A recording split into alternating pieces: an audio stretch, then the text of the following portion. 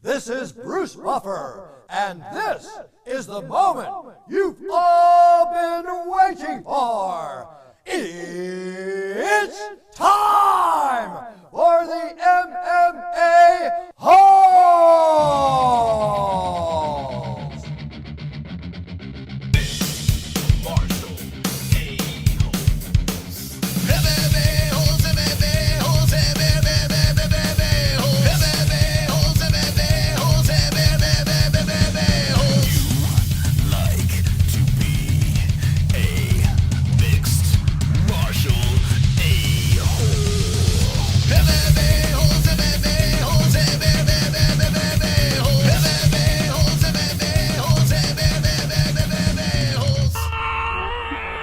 No way. From the I Never Know studios of Arizona, is Sean Strickland crazy or genius? UFC Vegas 66 Fight Week predictions preview, plus for the first time ever, Mike Davis interview live on the MMA-Holes.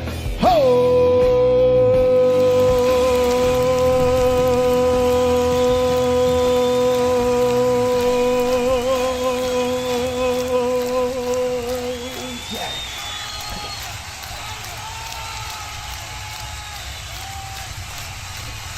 Let's go. Bash up the like button, please. Bash it up. You fired up on a Wednesday. Come on. Wonderful, wonderful. Thank you guys for stopping by tonight. Wednesday night, we're fired up here. The MMA Holes are live. Jared Cannonier versus Sean Strickland Fight Week going down Saturday night live on this channel. We're going to react, so make sure you're subscribed. Ladies and gentlemen, tonight we were supposed to have a guy named Mike Goldberg, the former voice of the UFC. He postponed to next week, and we made a new friend. Someone over here that I'm actually excited to interview. For the first time ever, this man over here is a UFC lightweight. He's 10-2-0. He's on a 3-fight win streak. Ladies and gentlemen, how about a round of applause for Beast Boy, Mike Davis. Let's go, baby. Hey. Hey, Mike, how's it What going up? tonight? Absolutely wonderful. What's going on? Hey, man, I'm doing well. I'm doing what we like to say. Wonderful, wonderful. Wonderful, wonderful. By the way, that camera looking crisp. Thank you. Thank you. Thank you. I'm digging the hat, the whole getup here. Like we're bringing back the fisherman hat deal. Is that what's going on? Bucket hats is just kind of my thing. So you've been doing this for a while. Yeah. Yeah, this is kind of my style. I like it. I like it. When I was younger, I remember early 2000s, I used to rock it like it was like, forget about it. When Limp Bizkit and all that stuff was going on, I never left the house without a fisherman hat. Oh, it's the thing. And it's always going to be a thing. There you go. Mike, I'm really excited to talk to you tonight. First of all, congratulations on the 3-fight win streak that you're on. And thank you for following us on Twitter. You actually bailed us out tonight, and it's exciting to have you here. That's awesome. So I was glad. I like doing these interviews. Great. Hey, man, I like interviewing you guys. You guys are awesome over here. So many stories we've heard on this show, and your story is extremely interesting. As you have, well, your last fight alone, you fought in front of Mark Zuckerberg. We'll get to that in a second. But, I mean, from the Contender series, the regional scene, a bunch of fights in the UFC, fighting in front of Zuck. I mean, how does it feel right now to be Mike Davis? Oh, it was actually really good. I'm getting a lot of recognition. I'm getting a lot of praise for my hard work, and it feels good. It feels like all this 11 years I dedicated to this sport, it's kind of paying off. I bet, man. Like, and being on a 3-fight win streak at the highest of levels, the UFC, you got to be flying high. Oh yeah, 100%. Now, do you get sick of talking about the UFC outside of the UFC, like doing interviews and stuff like that? Or would you rather talk about like movies and TV, video games, all that stuff? Yeah. The UFC is just my job. And, you know, I'm just like everyone else. When I get out of my job, I don't want to keep talking about my job. I don't blame you, man. I don't blame you. That's why I hate asking all the same fucking questions everyone asks, because how's the training camp? Who's fighting next and this and that? But I would like to get a quick backstory on how you got into the game and how you found yourself into the UFC. I mean, because it is very interesting. And then I want to talk about regular life. How's that sound? That sounds good. Great. Okay. So here you are. You're flying through the regional scene. You're doing your thing, and you find yourself in the Contender Series. How did you get that call for Dana White's Contender Series? I was working. I work at Tire Kingdom. I got both of my UFC calls while working on the job. I just got a phone call from the management. But the first one for the Contender Series, my coach slash like micromanager, he walked into my place of work and said, "Mike, that's it. You made it." Like, what do you mean? He's like, the UFC just called for you. Like, you're gonna be fighting on the Contender Series in like 6 weeks. I was like, oh snap, let's do it. I didn't know the opponent, and then I found out who it was. I never watched a single one of his fights, all the way up to the fight. Wow. And I just took that fight.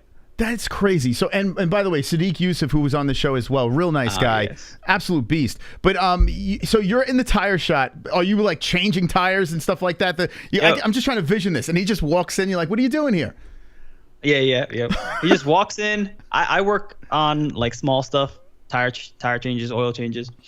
But then I also work the front desk to make sure that customers, get their proper parts for their car. So he walks in while I was at the front desk and tells me all this information, and I'm like, this is it then?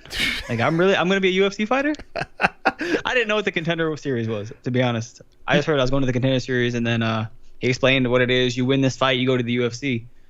So I just trained my cardio, because that's like the number one thing that makes people lose fights, cardio. Mm-hmm. So I was on it.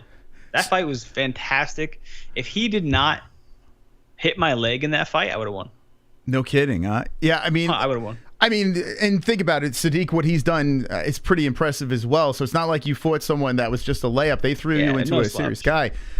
So I want to back up. So you had no idea what the Contender Series was. You never seen it, never heard of it. So nope. So before you got the call for this, I mean, you know of the UFC, of course, but were you a massive UFC fan, or were you just kind of like a guy that was just like, hey man, I love doing this? Like, I'm actually curious, like, what was your knowledge of the UFC? I hate fighting. Yeah, everybody always questions me about it. I hate fighting. I love everything else that comes with it. The freedom, the friendship you get at the gym, training, keeping my body in shape, getting to eat whatever I want, the publicity, all that's amazing. Getting locked in the cage, I hate it. I hate it. I absolutely, I'm just really, really good at fighting, so I keep doing it, but I hate it. I love your honesty, because I feel I would hate it too. Like, I don't understand how you guys do it. Like, I'm like, I don't know. Like, we have athletes on here and they're saying, man, I just love just getting to the fight, getting locked in there with someone else. It sounds to me horrific. Like, I would be shitting my pants. So, I mean, you've been doing this. You've been doing this for a little bit now. So what is the mindset now? Like, when you go into a cage, is it still the same thing? Like, fuck, I got to do this again? My mindset's getting a lot better. They mentioned in my last fight, I've been talking to some like hypnotherapists and just mental therapists, and I'm trying to fall in love with the fighting part. As apparently that's the one thing I'm not getting behind. I'm not really interested in it, so my body doesn't perform as good as it can. So I'm trying. I'm actually putting in the effort, because if I can get my head 100% wrapped in fighting, I'm gonna be a world champion, and I know I will be. I have the skill set. You definitely have the skills. I mean, from what we've seen lately, you've been unstoppable. Your last opponent, I got to be honest with you, because I wasn't too familiar. Your last opponent was like a hyped up dude here. I thought he was going to be one of these guys that are going to be grinding you and doing this and that. And you just had your way with him. You're a specimen when it comes to your physique. Is this a natural thing? Or is it like you're just constantly lifting weights and pumping iron? I'm constantly in the gym. At least every day. Except for when I'm off camp. Off camp, I like to just chill and drink. But yeah. And what are you drinking right now? While I'm in camp, it's daily. What are you drinking right now? What are you sipping on? This is a mojito. A mojito. Oh, you're a fancy man. I mean, that's Do you like to dabble into any like marijuana, any stuff like that? I have never smoked up until this year, and ever since, it's been in the trouble. I went to Vegas, man. I smoked every single day. I got to be honest with you. Like, I quit a while back, and then I started again with edibles. I can't stop. Like, I'm getting high like every night. I freaking love it. I think it's amazing. So now you're a pothead. I don't want to say that. All right, fine. So you get the call in the tire shop. Okay, what was it like? Everyone around you like, holy shit, you're a UFC fighter, or was everyone like, nah, you're still the tire guy? Like, how were they treating you? No, because my manager, all right, the senior store manager, the one who was like president of the entire company. I worked at Tire Kingdom, so we have a name. His dad was the president of the entire company, and then his son was the manager of the store I worked for, and I was like best friends with him because he was also a fighter. Okay, there you go. Okay, so they pretty much, so they knew you were on track, that this is inevitable. Okay, so, and you've never seen the Contender series, so like, okay, I'm just going to get in shape and we're going to fight. And how long did you have? Well, up into the Contender series, I was undefeated. The Contender series was my first loss ever in my life in any kind of combat sport. So I was just fighting. I was just enjoying it. And then, eventually I just ended up fighting Sadiq for the Contender series. It's crazy. I'm like looking at the resume over here. You had 1, 2, 3, 4, 5 fights, 5 pro fights, and then bam. I was 5-0. That's insane. So you get this call after 5 professional fights. I always am fascinated by this because you got guys like just floating around the regional scene, 20, 30 fights, just trying to get into the UFC. Here you are, 5 fights, smashing guys in front of Dana White. So you get to the Contender series. You're like, are you like, how the hell did I get here? Like, are you freaking out? Well, I had no expectation to make it to the UFC until I beat Shannon Williams, because he was a champion as an amateur, and he was 2-0. I know it's nothing, but I was 2-0. He was 2-0. So it's like, this is going to be the fight that makes me believe I can fight. Mm-hmm. And I beat him easy. I knocked him out cold. So I was like, okay, well, now I'm going to try and make it to even further. It was literally until I was 3-0 was the time that I decided I want to be in the UFC. I will make it to the UFC. Until then, I didn't care. You know who you remind me of? I don't know if you've ever gotten this before, but you remind me. No. Well, okay. I'm going to say even someone up there, Mighty Mouse, the way you talk. Oh. I get like he doesn't give a fuck. Like it's crazy. Like he's just like, yeah, whatever. Like he talks about himself, what he's done, like it's nothing. Like it's crazy. And I feel like I get that same vibe from you. Just that chill, calm, if it happens, it happens type personality. Yeah. If it happens to happen. I kind of just flow with life. It's brought me here, and I feel like it'll bring me to the end. I feel like that's the personality you should have, right? I mean, some guys are overthinking things and expecting crazy stuff, and here you're like, all right, I'm in the UFC. So, and then all of a sudden you're on a 3-fight win streak in the UFC. So do you like aspire to say, all right, now I'm going to be a fucking champion? Or you're like one fight at a time? I think it's one fight at a time, because regardless of what I've been told, I'm still in my head. I'm always in my head. So that's why I'm trying to get away from that. Okay. But like I said, if I can and put my head in drive towards championship, I'll be there. There you go. And someone says, I don't know, people are making comments in the chat, but I'll get to the chat in a second. You train out of Florida, Philly Fresh. By the way, I won some money on that guy. Fantastic knockout over. Oh, yeah. I mean, what a personality. What's he like in the gym? The same. Yeah. Yeah, he's the same. He's pretty wild, huh? He's like cracking jokes the whole time, making funny. Like he'll go with some of the lesser people and like play them like a drum while he's grappling with his stuff. He's funny. So is he the biggest personality in the gym? Who would you say out of the gym is the biggest personality? Personality, maybe, because he's his own character and he never comes into the gym acting different. He's always the same. Yeah. And I like how you're sipping on it. That's fantastic over here. You get a little boxed up on and I mean, no fights scheduled or anything like that, so you can kind of kick back, right? Or do you have something? Oh, yeah. No, I have nothing scheduled. I did talk to Sean Shelby when he came to Orlando. I asked him if I could be... I did have something scheduled for January 14th, and I asked him if I could fight as soon after, since I can't fight January, for recovery reasons. Mm-hmm. So he said that perfect. We have London in January or March, and a few other cards. And I was like, I'm not going to London. You know that. So he's like, okay, well, I'll get you on the pay-per-view in March. The Jones card, possibly. Wow, that'll be March 4th. And if I can get on that card, if Patty the Batty might want to take a step into some real competition, I could fight him on the main card. We'll start the main card off on that Jones card. As soon as you said you were turning down London, all I was thinking of, if they said, "Hey, would you like to fight Patty?" Oh yeah, he's gonna go over there. Yeah, would you? If they gave me Patty the Batty, I will go to London and I will fight at the O2 Arena. There you go. Wow, that'd be even though I'll make like $20 from the whole situation, I'll still go over there just so I can stop his hype. Yeah, we had Jordan Levitt on. We had Jordan Levitt on. I was rooting so hard for Jordan. I was hoping that Jordan would smash him. And Jordan was talking about the story of how they treated him over there. And I couldn't believe it. Like, royalty. No, like shit. Oh. Jordan. I would assume royalty.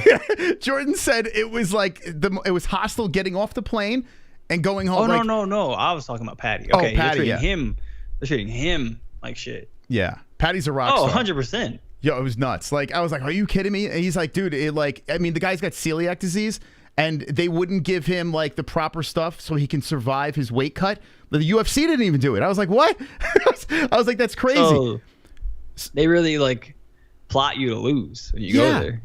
That's what I mean. That's why I would love to fight him on the Jones card. So talk to me about this. I feel like you're a good person to talk about this. The last fight. Now, I'm going to tell you how I felt about it. And I got a little kickback here. I thought the night of, I felt that he lost. Patty lost. I was very adamant about it. I was screaming and yelling. And then, I was looking at the criteria, and then I was watching it back multiple times. I felt it was a very close fight. From trying to be as unbiased as possible, and maybe it was a part of me that was rooting against Patty really hard that night, but I felt it was close, and it was kind of like it is what it is. What was your perspective on that fight? I was rooting against him to lose ever since he got to the UFC. I know that they brought in Mason Jones from the same organization. Mason Jones is a way better fighter than Patty. Mm-hmm.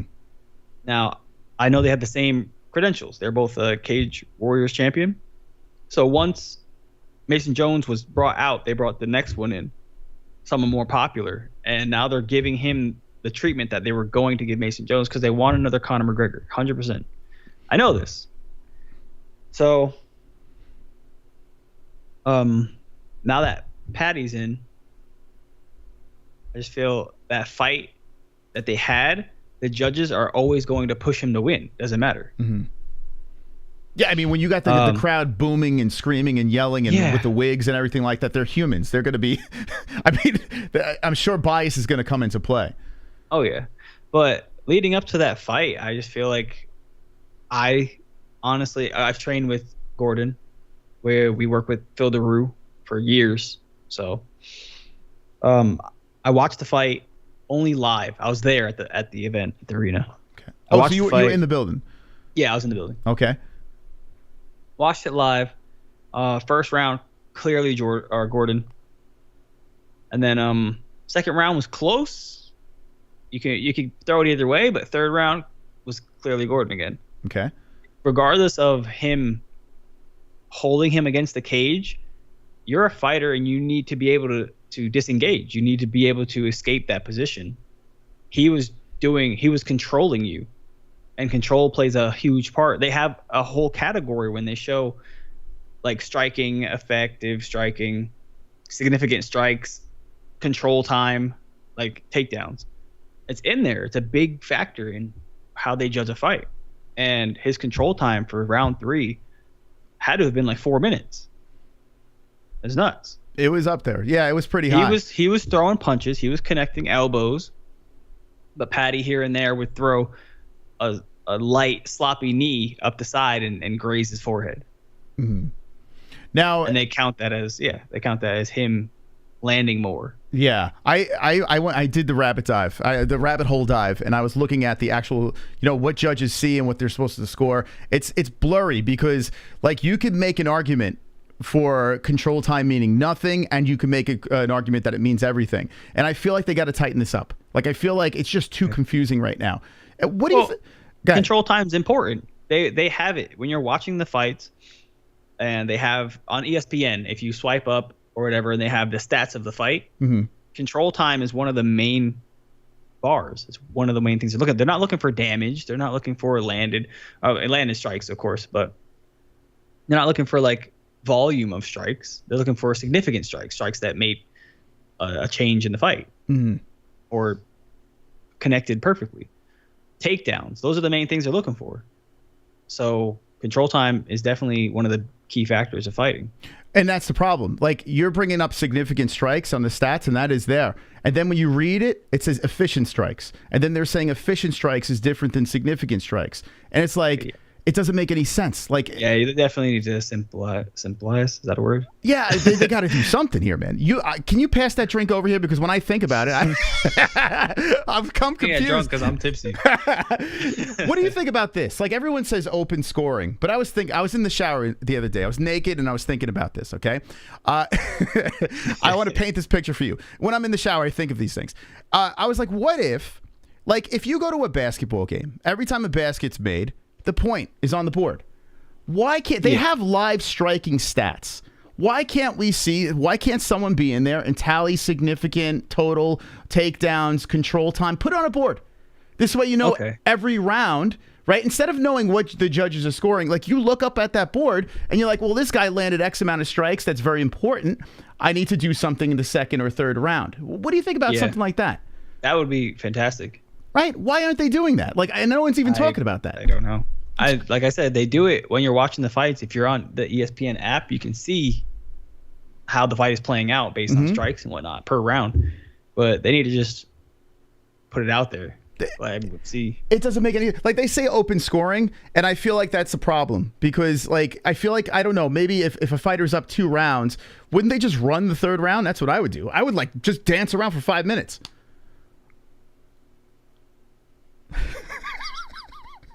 Yeah. I mean, unless you want, oh, Jesus Christ. See this fucking guy. There's a guy in my chat. He drops the N-word over and over again. What do we do about this? How do we stop this? I don't know. Block him? That's what I'm going to do right now. How dare he? I mean, that's just very insensitive. Meanwhile, this guy's not a bad guy. He's just a fucking prick when he says. Anyway, so do you get that a lot? Do people call you the N-word for no reason? Is that what happens? No, never. Like, what's wrong with people on the internet, right? Never. Fucking It's only the internet. Anyway, and even on the internet, they're more concerned about me not really being Italian. But that's I'm Italian, but they will message me and say you insult Italy. You're not Italian. You're black. Look at your skin. And I was like, oh my god, what do you mean? I was gonna ask you that. I saw the Italian flag in your profile. So are you full Italian? I'm mixed, of course. Okay. But my family is from Italy. Okay. Italian and what, if I may ask? Of course, black. Yeah. Oh, okay. So just Italian and black. Okay. I have a variety mixture. I'm Italian, Russian, black, Irish, and American Indian. I'm Blackfoot Indian. Wow. Feet. I think Blackfeet Indian.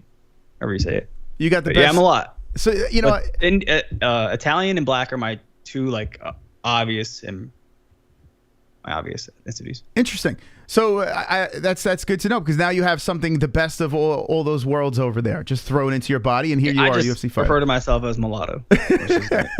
Yeah, I call myself a mutt. That's what I say. You know, when anyone asks, I'm just a fucking mutt.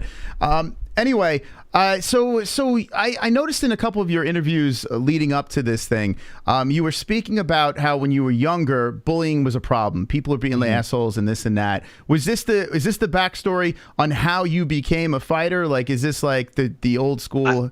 I suppose, yeah, the old. I got picked on, so I trained real hard, and now I'm a fighter. No, it's kind of like that. I did train just to show people that I could fight. So I also wanted to be strong. So I was just wrestling and boxing at the same time every day. And then middle of the night, 12 a.m., I'm doing Insanity. The little workout videos back in the day, like P90X. Yeah. I was doing those in the middle of the night. This was over the summer of, I don't remember the year, but I was in 10th grade, going to 11th grade. I was small. I was like 5 foot in 10th grade, so that did not help me at all. I was a tiny man. I come back 11th grade, I'm sprouted, like 5'8". I can bench like 275 in high school, and I'm like, I'm a monster. So people leave me alone, and I can know how to box, I know how to wrestle, and I'm just going through it. So I kept doing it because it made me feel good. Yeah, it's so funny that you bring up P90X. Like, you're bringing flashbacks over here. I used to vomit. Like, I used to get up before work, do P90X, and vomit in a bucket. It was torture. Like, I hated doing it. So it did nothing for you? What do you mean? P90X did nothing, right? Oh, 100%. That's what helped me get in shape. I don't look like this because I go to the gym. It did nothing for me, man. I was vomiting in buckets. Does not make you shredded. Yeah. But. So that's interesting. So basically you're like, okay, I got to do something about this. I wasn't gifted with the physique to you know, get all the ladies and get all the attention, right? I'm getting the wrong attention in school. Is that what's happening? I didn't care for any attention. I grew up alone.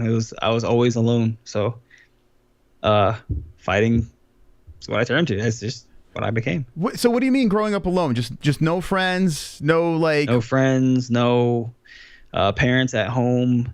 For the first 4 years, my little brother came into play when I was 4. So then I had him, but he was just a baby. So yeah. For 8 years there, I had not even 8, man, because I'm 4 years older. It was like probably like 10 years before I could start communicating and like hanging out with him. So yeah, it was just always me. And then we got a babysitter for him. But so you said your parents too. So were your parents together, or? My dad was murdered when I was young. Oh my God, dude! I'm very sorry. I had no idea. Holy shit! It's okay. It's already been out there. People have asked about it. Oh my God! He was murdered when I was around 2, maybe 3 years old.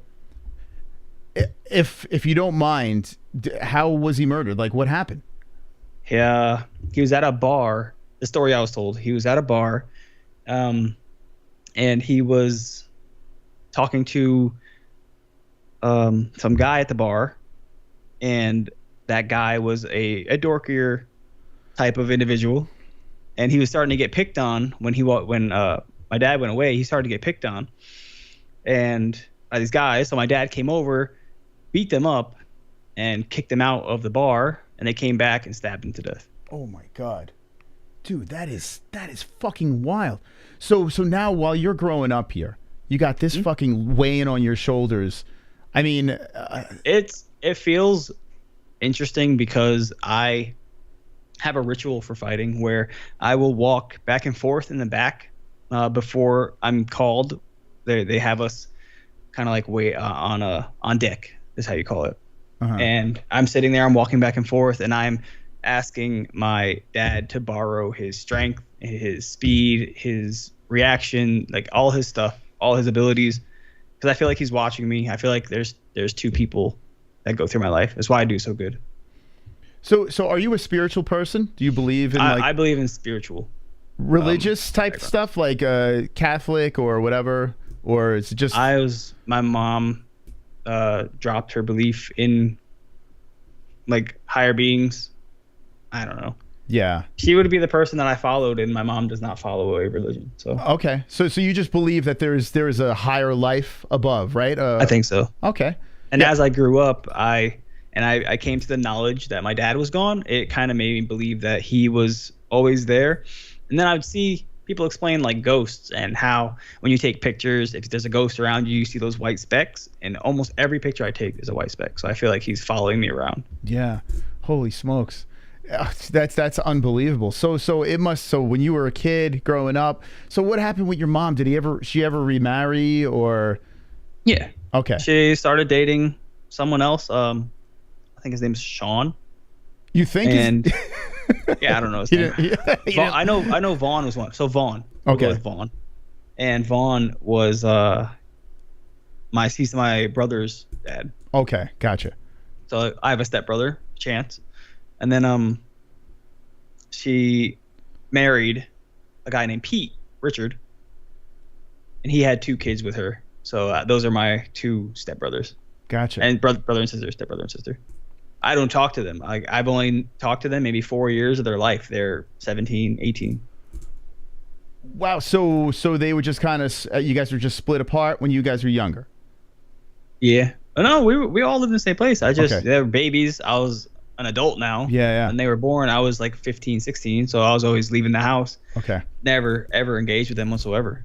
So did you find yourself getting into a lot of trouble? I mean, you're a young kid. You're like, man, you know, I bad hand I was dealt. Would you find problems as a kid?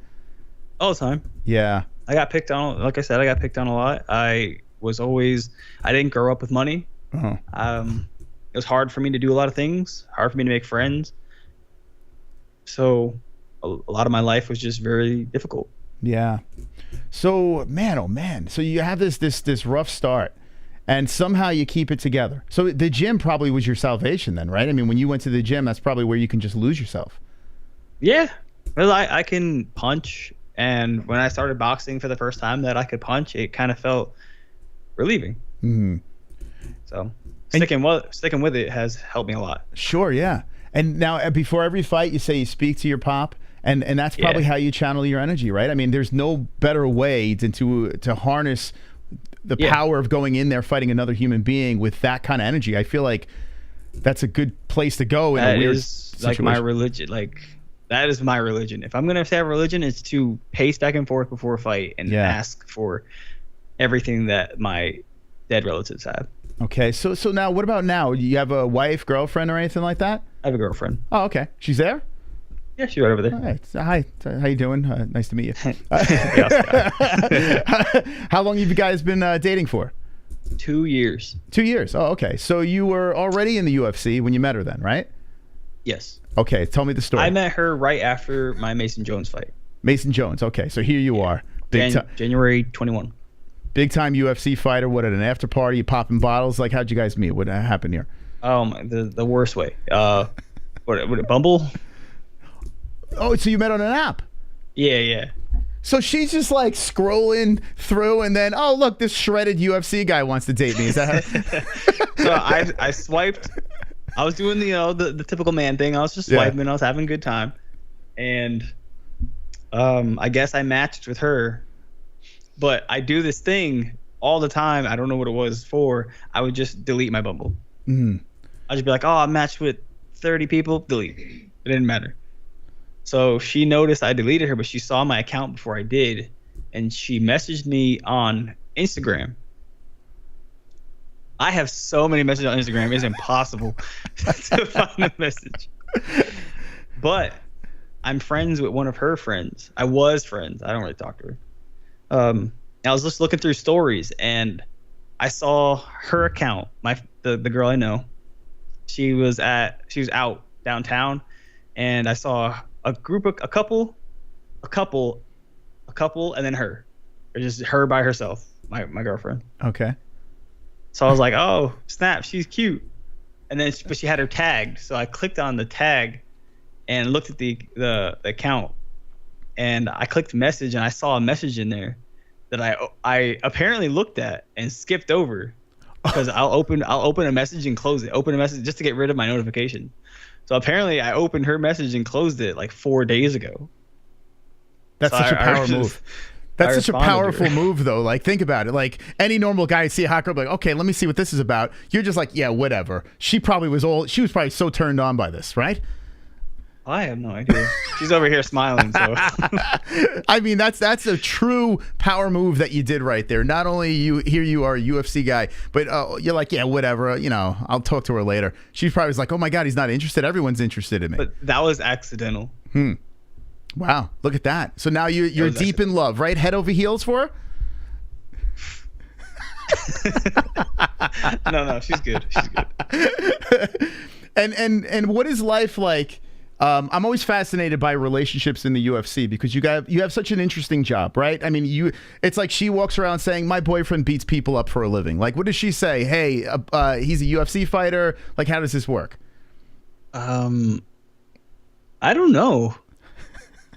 You might have to swing her. When you go out in public and introduce me as a UFC fighter, do you ever do that? Yeah. She doesn't introduce me to anyone because I'm the one that knows everybody. Or everybody okay. knows me, so it's always me. So it's one of those situations where she adopted your friend. She dumped everyone. She's all in with you, right? Yeah, she left her whole life.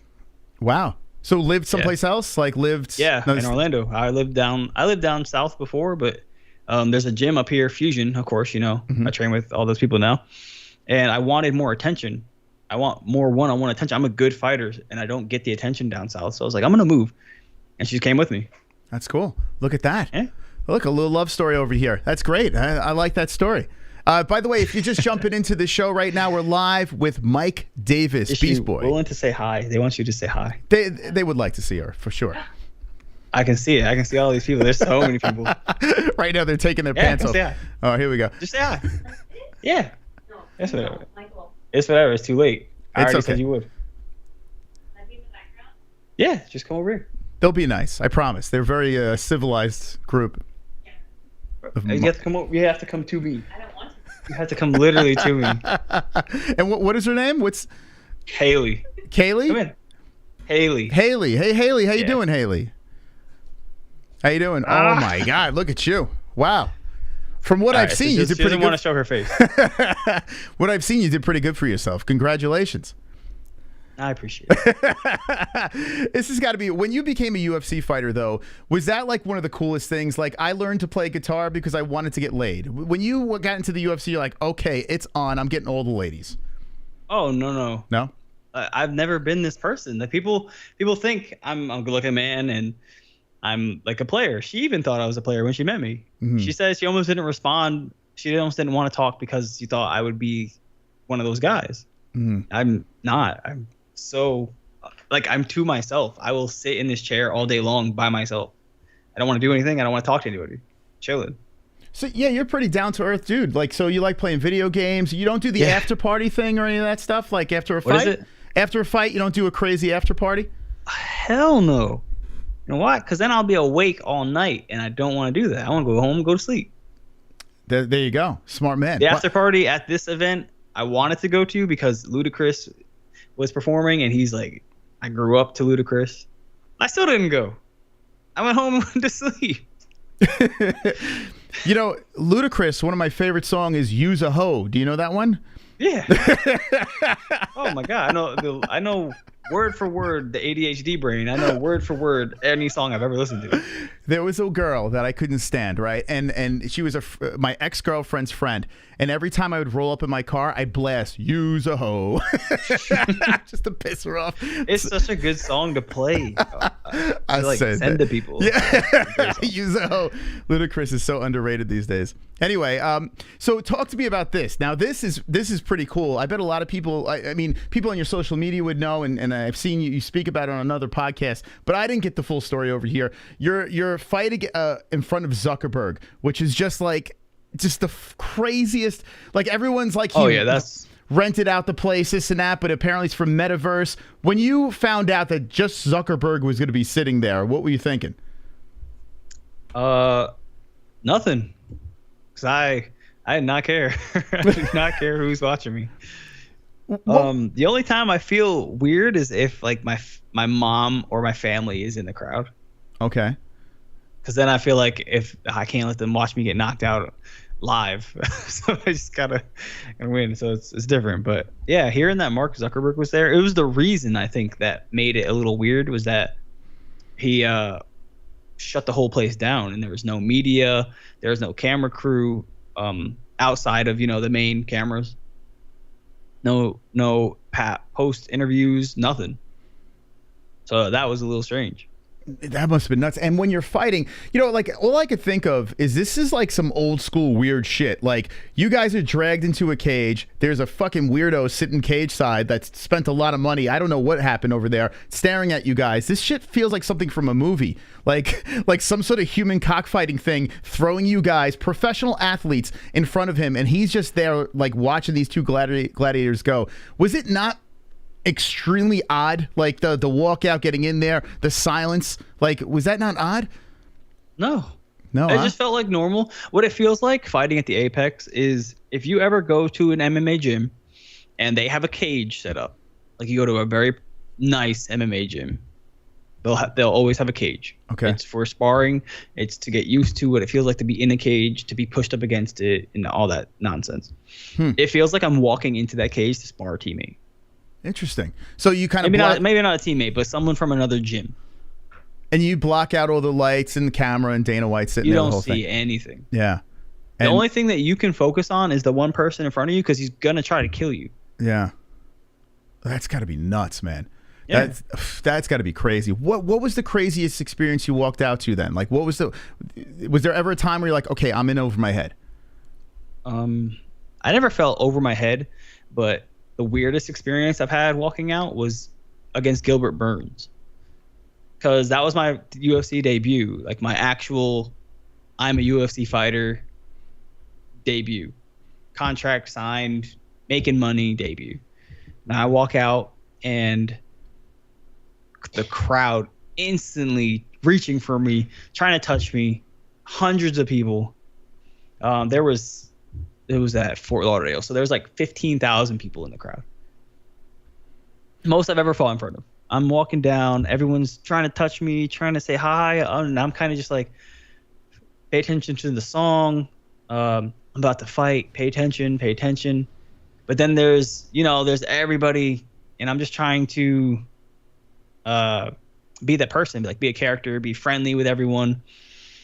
I get to the cage. Now it's the first time I'm under those lights. I see those crazy lights. I see all the cameras, like 10 cameras all up in my face, and I was like, wow, this is really happening. So if you ever watch the fight, you'll notice in my corner I'm like trying to focus on my breathing. Then my coach is like, yeah, Mike, just breathe in and out. He's like, this is nothing. Focus on the guy. This is nothing. He was talking to me. It's just a lot. It was like a lot to take in. That's crazy. And to refresh anyone's memory, or to those that don't know, the Contender Series happens. It doesn't go your way. You win 2 fights, finishes, and then you get the call to be in the UFC. How many fights did they give you when you said yes? A 4-fight contract. A 4-fight contract. Yeah, they said Gilbert Burns and then 3 fights. And this is when Gilbert, of course, was fighting at 155. Barely. I mean, I don't think he made weight. Oh, did he miss weight that night? No, they're not going to announce. They never announced his weight. But I saw him sucked clean in the elevator, and he was talking to his coach about how he needs to cut a little more. I see 156. They have him here, but so you're saying they didn't make weight. He didn't. Wow. There's been times. He was so big. I've never been taken down by anyone in any fight ever except for Gilbert Burns.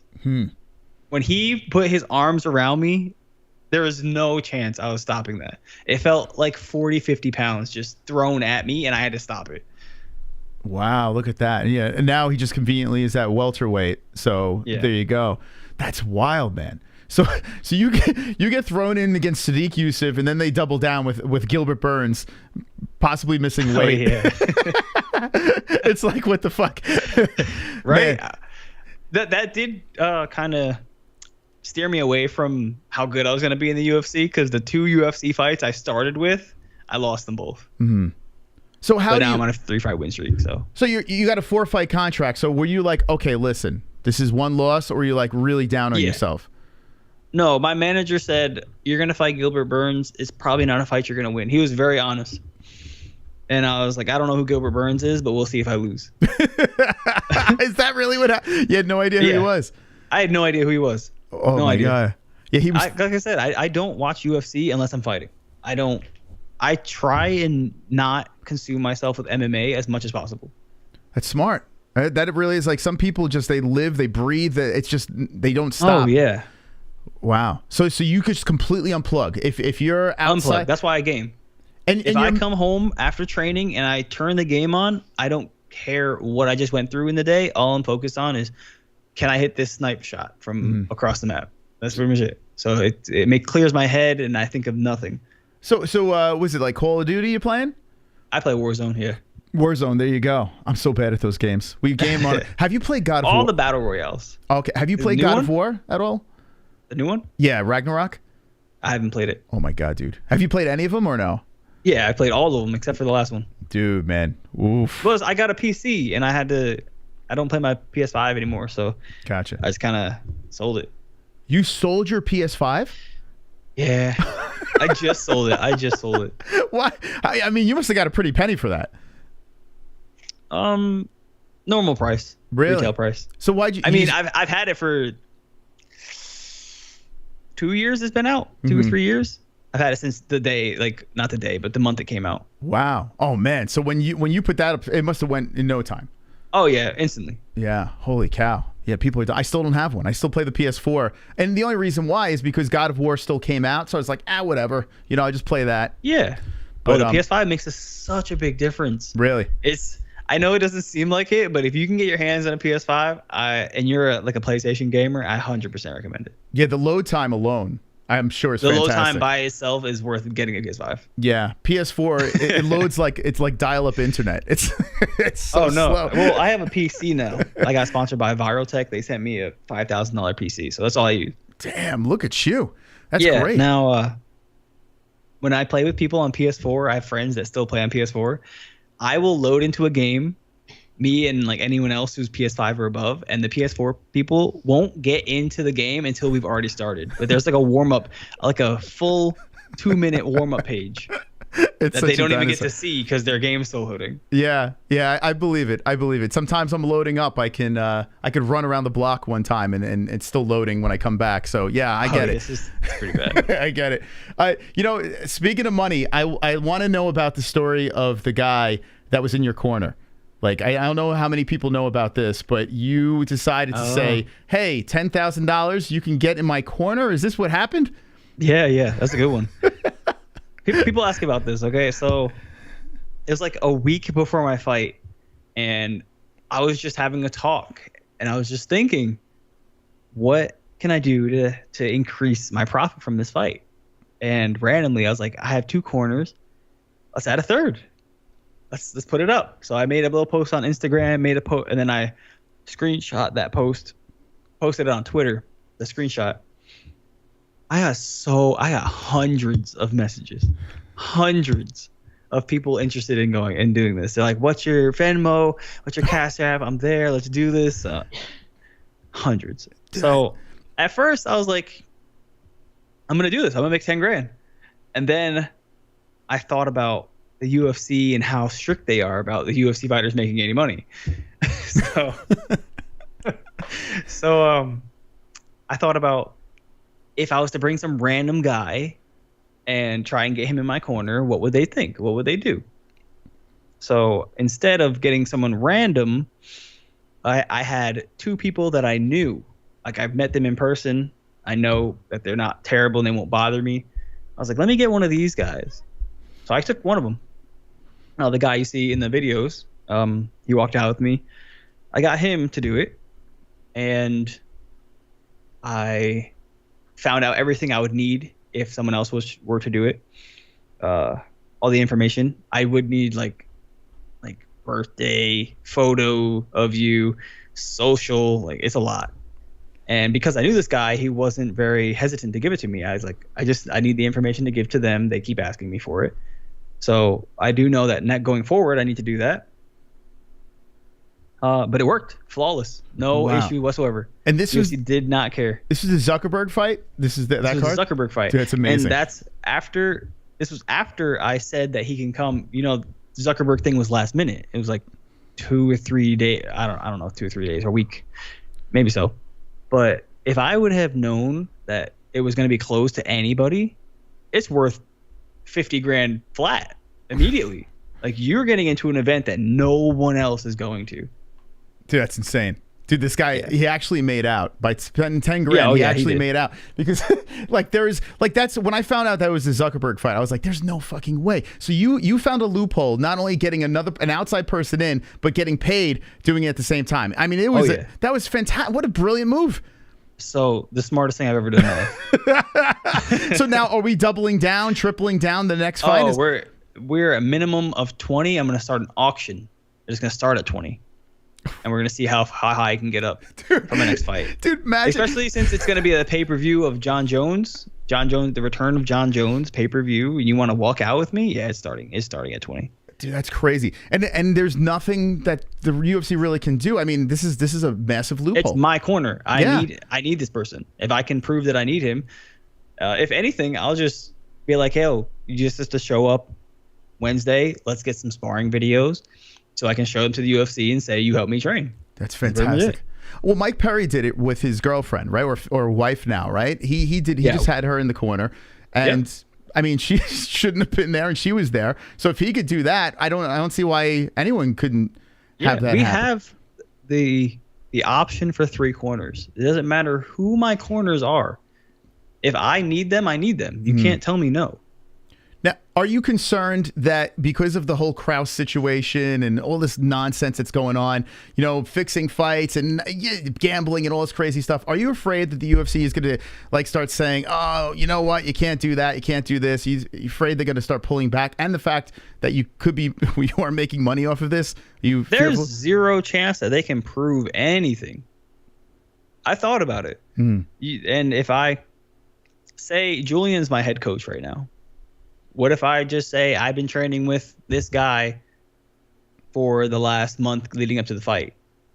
What are they? Unless they have me filmed on camera crew like they do for Conor McGregor and embedded, they'll never know who I've been training with. Smart. They can't tell me no. I need this guy for my corner. Now, will James Krause hit you up and say, hey, I'll pay you 10 grand to be in your corner, or no? No. No. I have a very specific plan for my next one, which will probably not give me money, but it will help my publicity a lot. So if this can go down, I'm not going to announce it because I want to be the first to do it, of course. Sure. But if I can get this done, I think you're going to see my name a lot more. Interesting. Well, Joaquin Buckley had that guy. What the hell? The guy from Detroit. The instructor? Yeah. He had. I don't remember his name either. Yeah, I don't know, the weird dude. But yeah, I mean, I figure that's a smart move. Like, if you think about it, I don't know what you guys need in a corner. I mean, I guess if you have 2 people that are very important to your game plan and strategy and getting you going, that's all you really need. Why not monetize the third person? Like, I don't know why people aren't doing that. Yeah, it makes total sense. There's no need to. I feel like there's no need to have 3 people. If anything, I can legitimately get through with one person. Yeah. One person just watch, like Julian. If I have Julian in my corner, I can get through a fight. So you're thinking maybe monetizing? Phil is just there because he's my friend and he helps me like calm down. We'll watch movies, we'll take walks, we'll have normal conversations, and I won't think about the fight at all. And then the third is completely unnecessary. Wow. So, yeah. What did this guy say in the corner while you were fighting? Because we had 3 rounds of action here. So did he say anything that actually helped, or was it funny? Like, he said Hadouken when I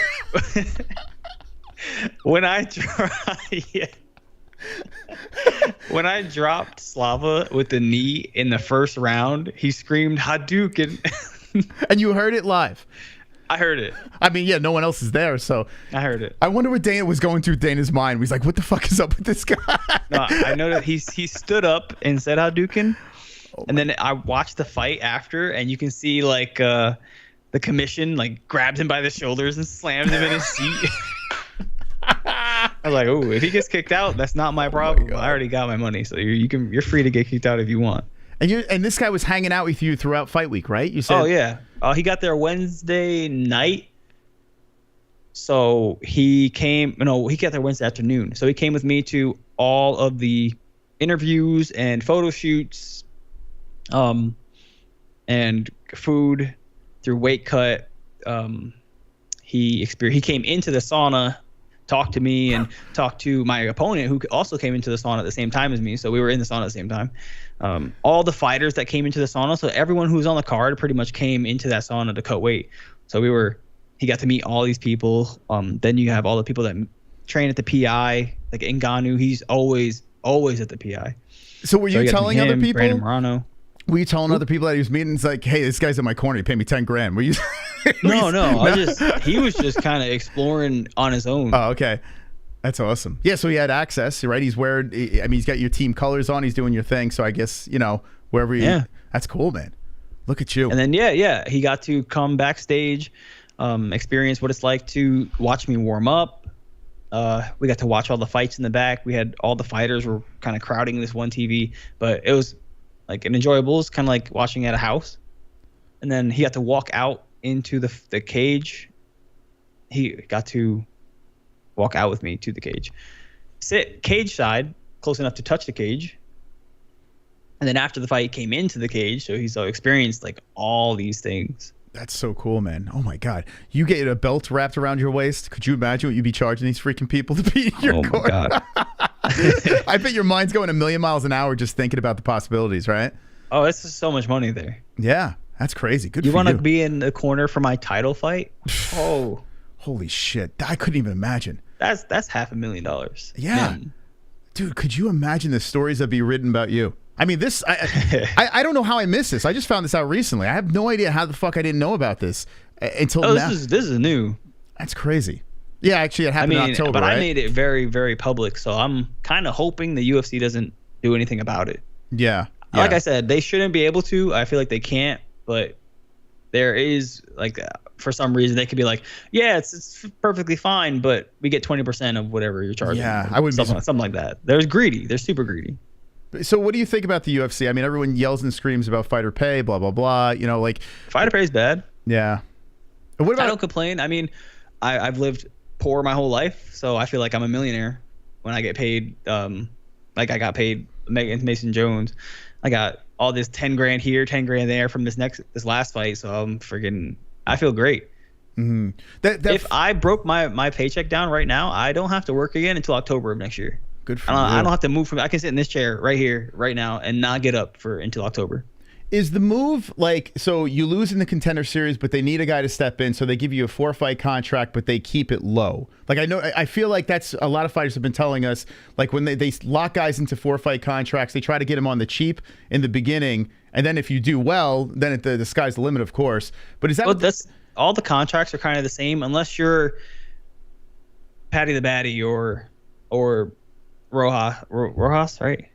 I guess his name. The little 18-year-old kid. Oh yeah. And what do you think about that guy? Jeez. He's good. Yeah. I mean, he's good. It's he comes in to finish. He is getting feeder fights, but he is finishing them. Mm. He'll probably get another 2 or 3 until he gets someone decent. Does that burn you up? Good for him. I mean, like, oh, of course. You get Gilbert Burns in a hostile environment. 100%. What do you mean? This guy gets a guy that hasn't had a UFC win. He's from CES. That's why I don't call out people. It's not because, again, I don't like fighting. There's nobody on the card that I want to be like, hey, I want to fight you. It's dumb. I don't want to fight you. I don't care. If your name shows up in front of my face, I'm just gonna say yes. And if you want to fight me, good luck. That's it. Yeah, well, I see what you're saying there. You think there'll ever be a point, like, because I mean, you're on a 3-fight win streak now. Say the streak keeps on going here, like eventually, like now you're creeping into the rankings and stuff like that. Are you gonna try to step outside your character and start going, I want this person or that, or are you gonna stick? No. Okay. Because I will be moved up as like life intends me to. Mm-hmm. Like I said, I just flow. Yeah. So whoever I fight next, that'll bring me up the step, and then whoever's after that will bring me up the step, and so on and so on. What are your thoughts on Sean Strickland? I like Sean Strickland. I haven't met him, but my third corner, he went over to Extreme Couture and like talked and got videos and pictures, got followed by all the fighters there. So he's met him. I haven't met him. He seems so funny. Like I'm gonna, after this interview, I'm actually gonna play his media scrum on air and just dissect it, because I think I honestly think he's a genius. I don't think, like, he comes across like he's a caveman, but I feel like he's way more intelligent than people realize. Because how does he get away with this shit? He comes across as just this guy who has developed who he is and isn't changing. Mm-hmm. So he's just blunt and honest. Yeah. But it comes off hilarious because the shit being honest is hilarious. I don't know why. Yeah, the crap he says is insane. Like, it really is. It's unbelievable what he can get away with. A lot of people can't, but Sean finds ways around it. I guess because he's pure, right? He's honest. Honesty. Yeah. It's just blunt honesty, but again, being honest is comical these days. Well, I got a couple of alerts here, and if you have a second, would you mind talking to the chat real quick? No, all good. Okay, here we go. Let's play this really quick. Wonderful. Okay, who's this from? Tire Kingdom. Mike was a great employee, never missed a day. I forgive him for banging my daughter and wife. Did you? The owner of the Tire Kingdom says you banged his daughter and wife. Did that happen? No. No. Okay. No. So that's not. You're saying that's not the Tire Kingdom. That's not Tire Kingdom. Okay. All right. Wonderful. This is from Wildberry. Wildberry. Can you explain what happened in the Thomas Gifford fight? The Thomas Gifford fight. I took that fight the Tuesday that they announced Brock Weaver couldn't fight him, and I just showed up and absolutely demolished his entire face. Third round right cross finish. That must have felt really good, huh? It was my first win in the UFC, so it felt great. The fight itself kind of made me seem like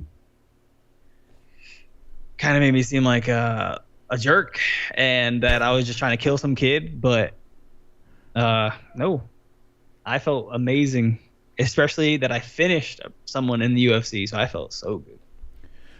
Yeah, you would think like after the fight with Gilbert Burns, they're like, okay, they give you an opponent over here where we're kind of leveling the playing field, and you went in there and did what you had to do. I mean, you were a minus 285 favorite. Going into that fight, were you like, okay, this is weird, now I'm the big favorite, or you just didn't pay attention to that? No, I've never not been the favorite except for against Gilbert. Okay. And I don't even know who the favorite was. I'm pretty sure it was Gilbert, but I never looked at it for that. I was never not the favorite. That's true. You were the favorite against Sadiq Yusuf as well, right? Yeah, I was the favorite. That's right. I remember that. Okay, interesting. Chat, you got any questions for Mike Beast Boy Davis? Get it out now, because my man's been here long enough. I mean, I'm sure he's... No, I'm not doing nothing. If I get off of this, I'm probably just going to play video games. So you can have me as long as you want. Are you on Twitch or are you on YouTube? I'm on Twitch. Oh, okay, what's your Twitch channel? Mike Davis UFC. Oh, easy enough. Okay, I'll go follow you after this. Good stuff. And what about do you watch, so say for instance, the fights are going down this weekend. Do you watch, are you going to be watching the Strickland versus Cannonier fight, or are you taking off? I'll probably be watching it, but I'll get invited to a Christmas party, so I'll be there. And if a Christmas party is a little boring, then I'll be on the Twitch. I'll probably just live stream anyway. Okay. I'm trying to get more involved in it. I started in July, and I took like 2 months off of not a single, maybe even 2.5 of nothing, doing nothing. So I really want to get back into it. There you go. Let's see. What do Mike think of Ariel the Weasel? Oh, what do you think about Ariel Helwani? I mean, I have no idea what to think about this guy. I did an interview with him after my Thomas Gifford fight, and though his interview style is very direct, very blunt, very like, pow, right there. There's a question, and I don't know. I've never seen anything bad from him, but again, I don't know who he is or what he does. There you go. Yeah, I noticed. Well, at least you were on his show. A lot of guys he looks past. I'm like, how is he not having some of these young, talented guys? You know, it's crazy. So at least you got the there are some good ones on there. So what happened when you got that interview with Ariel? Like, okay, this is cool. I mean, this guy's like top of the game right now. Yeah, that's exactly how I felt. How did he hit you up? Through your manager, or did he get your text message? He texted me. Oh, okay. So look at that. I was like, oh, the fuck, does this guy get my number? Whatever number. Exactly how I thought. Immediately, I got a text. It was like, this is Ariel Helwani. And I was like, oh, how the fuck did this guy get my number? That's so weird, right? So I guess your manager must have gave it to him, right? Yeah. Yeah. That's what I think he has like a nanobots that fly into your phone and get your messages. I have my issues with Ariel. Let's see. Mike Sue, why do you hate? Hold on. Why do you hate to fight when you're so good at it? So why do you hate to fight when you're so good at it, as he's trying to say? Sober Carl. I think it's because I can't give an honest answer because I really don't know. I guess I don't want to get punched. I don't think anyone finds excitement in being punched in the face. If you do, it's very weird. Mm-hmm. But because my dad was always trying to help those who can't fight, and can't defend themselves, he's always trying to defend them. I think that makes me not want to fight, but I do it because I'm really good at it. Like he says, I don't know what it is. I have a skill set that is beyond anyone I've trained with. I've trained with so many UFC fighters that make them look terrible. That's gotta be some feeling. Like terrible. What does it feel like to beat someone up? I don't know what that feels like. I've been beaten up a lot in my life, but what does it feel like actually beating someone up? It's got to be euphoric, right? I never had an anger feeling when I'm fighting, even against the guys I fight, like fight for money. I don't feel mad or angry about them or towards them. Kind of just like, this is my job. I gotta punch you in the face now. I hope that's okay. Just go out there. That's a great way to think of it. We got, oh boy, hold on a second.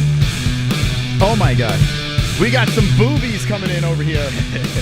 Wow, look at these breasts. Hey, I can see your underwear. Put your boobies in the air. Flapping like I just don't care. Can I lick your pubic hair? Snap a picture, time to share. Took my meat vision impaired. Filthy mind, I need a prayer. Pervert cameraman, beware. Pervert cameraman, show them tits. Easy. Pervert cameraman, $10 tip.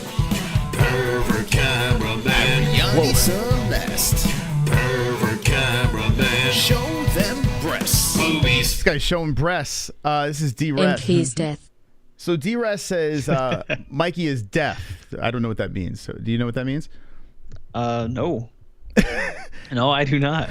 Deaf? He's an interesting fellow, this guy. He wants to kill everyone in my chat, so I don't know what that's about. Are you called Mikey at all? Do people call you Mikey? Yeah, all the time. It's Okay. because of my voice. Okay. There you go.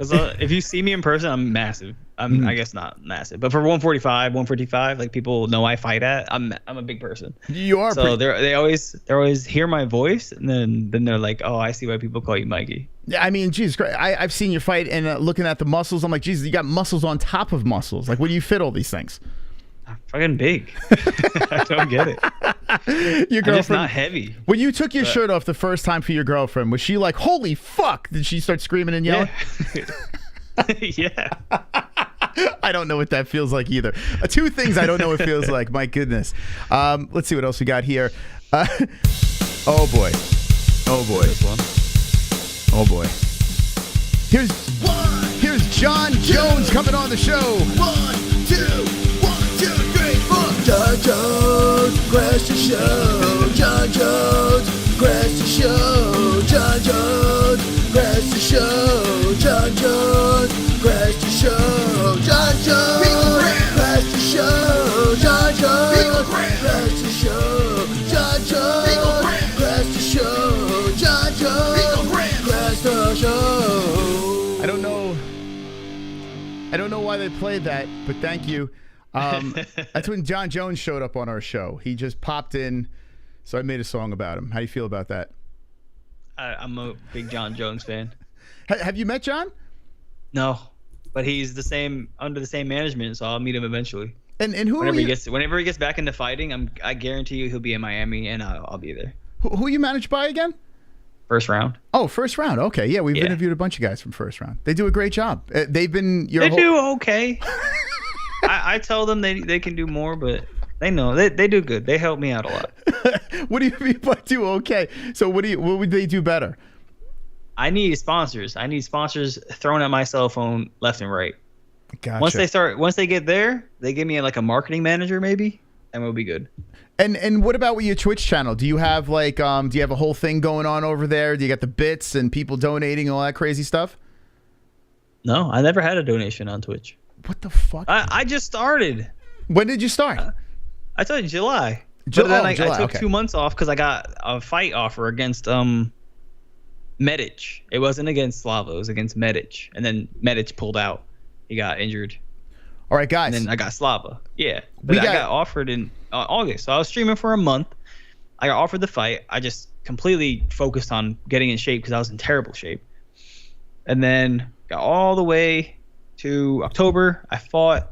And then a month after the fight, I just wanted to kind of like relieve the stress that I've had for not fighting since January of 2021. I just fought October of 2022. So I was like, damn, it's been 619 days since I fought. So I was like, dang, I'm going to take a break. I'm not going to do nothing. I'm not going to do shit. Leave me alone. So then November comes. I stream like once or twice in November. Gotcha. So I really haven't been streaming. I've streamed for probably a month and a half total. So why will you ever stream on YouTube or you just prefer Twitch? Okay. I know that YouTube Shorts and everything, YouTube's about to become the platform in 2023. You got to go to YouTube. You have to. Oh yeah. So I'm gonna start switching over to YouTube. Okay. I need to get there. I know that's where the money is. I know that's where everything is. I think Twitch was just because I know how to use Twitch. Mm-hmm. So I guess that's what I started with. I went on Facebook. I tell you what, if anything YouTube wise, just slide into the DMs, man. We'll definitely fucking push traffic over there on our fight reactions. We got a ton of people watching. We could just slam your channel with some subscribers and hook you up, man. I have 175 subscribers on YouTube. Let's go. All right, what's your YouTube channel? I got to subscribe right now. What is it called? It's the same, Mike Davis MMA, I think. Hold on, Mike Davis I'm pretty MMA. sure, because now you got the thing. So I think if you type in Mike Davis MMA, it'll bring you there. Yeah, I saw Mighty Mouse just moved over to YouTube as well, and it's just the way. It's the revenue that they're about to get. Yeah, and also you can strip. You could strip. You could fucking strip. Yeah, Mike Davis MMA right there. 171 subscribers. Okay, hold on a second. Let's put this. Guys in the chat, go over to Mike Davis's channel. Let's go give him a subscribe. You know, it's funny. I typed in Mike Davis and our stream came up right here. I guess I tagged it appropriately. All right, Mike Davis. Okay. Perfect. Yeah, man, we'll help. However we can, we'll help for sure. All right, so Mike Davis MMA. Mike Davis MMA. Okay, here we go. Mike Same Davis. As my Instagram. MMA. It's everything, honestly, except for my Twitch. All right, guys in the chat. One's in the chat. If you subscribe to Mike Davis's channel, at the end of the stream, I'll make sure I get it to you guys and put it in there so you guys could see it. For some reason, oh, here we go. Mike Davis MMA. Got it. Yeah, it's like the first thing that popped up. I typed it in. Okay, here we go. So here's his channel. We're subscribing right now. Make sure you subscribe and you hit that a lot of stuff. Notification bell. I'm getting there. There we go. We got you. I'm 179 over here. Oh my gosh. We got to get that going. That's awesome. Oh okay. Yeah. I gotta start posting videos. Fuck yeah. At least my shorts. Whatever I post on Instagram can completely go over to YouTube. You said you're on TikTok too, right? A little bit. Okay. I was curious because when we had Sam Alvey on, he's destroying it on TikTok, like these shorts and stuff like that. Like there's a thing. I gotta find just something that clicks and goes and just flows. Because I just keep posting random stuff. Okay, we got a bunch of ones in the chat. It looks like they're subscribing to you over here. So make sure you subscribe. Mike Davis MMA. Go over there. Give him some love. Appreciate you guys. Yeah, definitely. I'll give you guys more content. Whoever subscribes to me, I'll give you guys more content. Okay, so you got 188 now. So we're getting there. We're moving. Oh dang, let's go. We're moving up. Okay, good. I'm gonna refresh. There we go. You're going viral. It's crazy. All right, great. We got something here. Super. This is from Matt W coming in. Any locks for this last card of the year, Davis? Oh, look at it. Okay, so lock picks for this card. I tell you what, I'm having a tough time with Cannonier versus Strickland, but I feel Cannonier should win. I think Cannonier, if Cannonier performs the way he did against Izzy, he's going to lose. He would not pull the trigger. He was terrified of everything. If that's how he's going to perform, I'm going to give it to Sean Strickland. Oh, God, I hope you're right.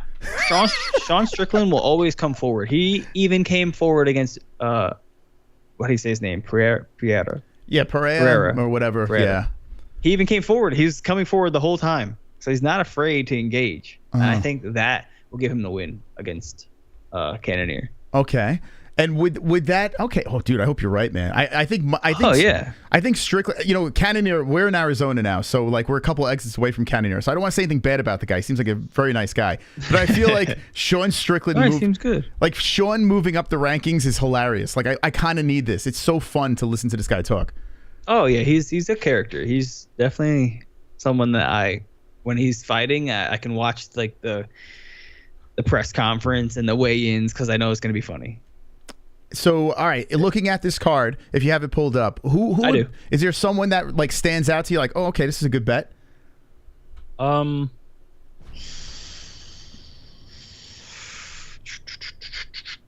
damn, I just saw Drew Dober versus Bobby Green. My goodness. Okay, yeah, I see that on here, but oh my God. I don't know how. I don't know. I have had dreams that I beat the crap out of Bobby Green, and then I got offers to fight Drew Dober. So I'm kind of like, I want to see this fight just to see who's the better fighter of the two, and if Bobby Green wins, that means that I can beat the crap out of him. If Drew Dober wins, that means that could be my next potential fight, and I need to train harder. This fight just seems like a car crash. Bobby Green versus Drew Dober. Yeah. And a fight with you with That's Drew a good Dober one. seems like a car crash as well. Would you just go in there with bad intentions? Like, how would you fight Drew Dober? I don't know his skill set. I don't care how people fight. That's true. The only thing I've seen is this kid drop that guy with a body shot. So I know to me, seeing that means that he mixes it up. He's a very educated fighter. He won't just headhunt. Yeah. So which means I have to be very good on my guard, defense, body, and head. And then he's throw leg kicks. I don't know if he can wrestle. I don't know if he can grapple. Your weight class has to be It's craziest. the hardest in the division. It's the hardest in the UFC. You know, it's funny. 100%. At the beginning of the year, I was like, I don't know. And now I'm looking at it again. I mean, Jesus, you guys have Oh my murderers. God. We have the hardest fighters, the smartest, the most skilled fighters in the UFC. And you said something about 145. Have you fought at 145? Yeah. Okay. I was thinking about going back to it. It just depends, because if I go to 145, I have to cut weight. 155, I don't really do anything. I eat on weigh-in day. I'll wake up and have like a pancake on the day I have to go step on the scale. I'm always like 153 when I wake up on weigh-in day. Okay. And in the UFC, all 155, right? I'm too lazy to look. Okay. They're all 155. I'm like, did I miss something? Okay. I had a fight against Giga at 145, and when I was cutting to 145, that time, it was when COVID struck. They closed everything down. I haven't trained in a month. I was 182. And they're like, Mike, 2 weeks from now you can fight Giga at 145. I was like, yeah, fuck it. I don't care. I could not get down there. Nah. Just skip my life. You're 6 foot, right? Yeah, I'm 6 feet. Yeah, I mean, 6 foot 145 seems like, I don't know, just think, I'm a fat fuck, so just thinking about that makes me want to vomit. I'm only 5'9", so I mean, I tell everyone, 5'3", but I couldn't imagine 6 foot 145. Like, I'm trying to picture that. That's got to be incredibly, especially with the muscle. When you see Conor McGregor first go into the UFC, he was at 45. That's the same. We're about the same size. But he's 5'9". Conor McGregor's got to be 6 foot. He has to be. No, he's 5'9". Okay, yeah, I'm big. I'm just big. What would you do to Conor now? If Conor was ever able to get to 155 again, he's all muscular. If I was to fight Conor, I'm submitting him. There you go. Smart. I'm submitting him. Smart man. Not even this that I can't outstrike him, because me and Dustin have striking battles, and Dustin outstrikes him apparently twice. So there you go. I'm not afraid of his striking, but I just know his wrestling is not. His wrestling was good, but his grappling is not good. There you go. There's something. His wrestling's good, because that first defense against Khabib, that was impressive. I was very impressed with that. So yeah, you know what? I feel like people are a little hard on Conor with that fight, because like he won a round, and yes. and I mean, listen, it wasn't like a dominating round, but he won a round against Khabib, which was like a mind-blowing thing at the time, and it was just incredibly entertaining. Like, that fight was so much fun to watch. It's fun to watch. And so, what do you think? Thoughts? Let's just talk about the top guys here. I know I'm chewing your fucking ear off, but you're fantastic to talk to. The Makhachevs, Oliveira, top dogs over here, Chandler's. Like, who's a guy that's scary? Who's a guy that's beatable? Talk to me about this. Makhachev, not beatable. Not right now. If Volkanovski beats Makhachev, he is the #1 fighter that ever exists. Makhachev's he's just the biggest 55er I've seen. He's massive. He's huge. I've seen Khabib, and when I met Khabib was huge. I was like, whoa, this guy's a 55er? And he had to have cut at the time from like 195. And Makhachev's bigger than Khabib. So this doesn't make any sense to fight this guy. You know, I would not fight Islam. I was arguing with people when they matched him up against Oliveira, and I was like, I don't understand how Makhachev's going to lose this fight. He's just so fucking good. And people are like, wait until you see what Charles does. And Charles is a pretty big dude too, right? I mean, he's pretty tall and he's lanky, but that doesn't give you the tools to win. You got to be big. You just think about it. When I fight Slava, I took him down like a child, and it's because I'm big. I don't know what that feels like. How does it feel like taking a man down like a child? Like, what does that feel like? Kind of pathetic. Have you ever thought this is too easy? Like, I can't believe this is happening right now? No. I give respect to everyone in the UFC. They made it to the UFC. They were in the top 1% of combat sports. You know, So I give you props for making it here. it is funny though. You bring up Slava and what's it called? I can't say his name. Borshev, his name. I honestly was so shocked by your performance over there. For some reason, I was brainwashed thinking this guy was actually going to be something special, and you made him look. I couldn't believe It's because Uriah keeps trying to send out people to fight me.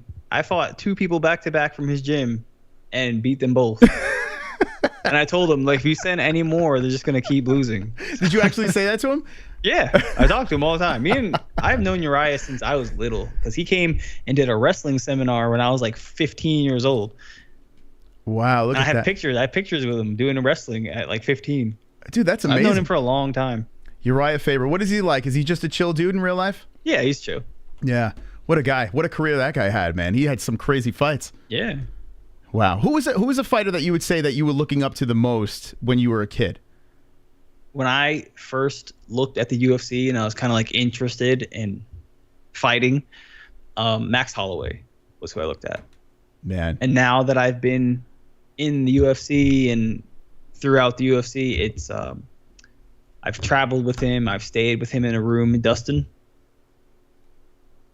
So I feel like friendly with Dustin, and he's someone I look up to now that I've seen him go from getting knocked out by Conor to finishing him twice, becoming near the champion.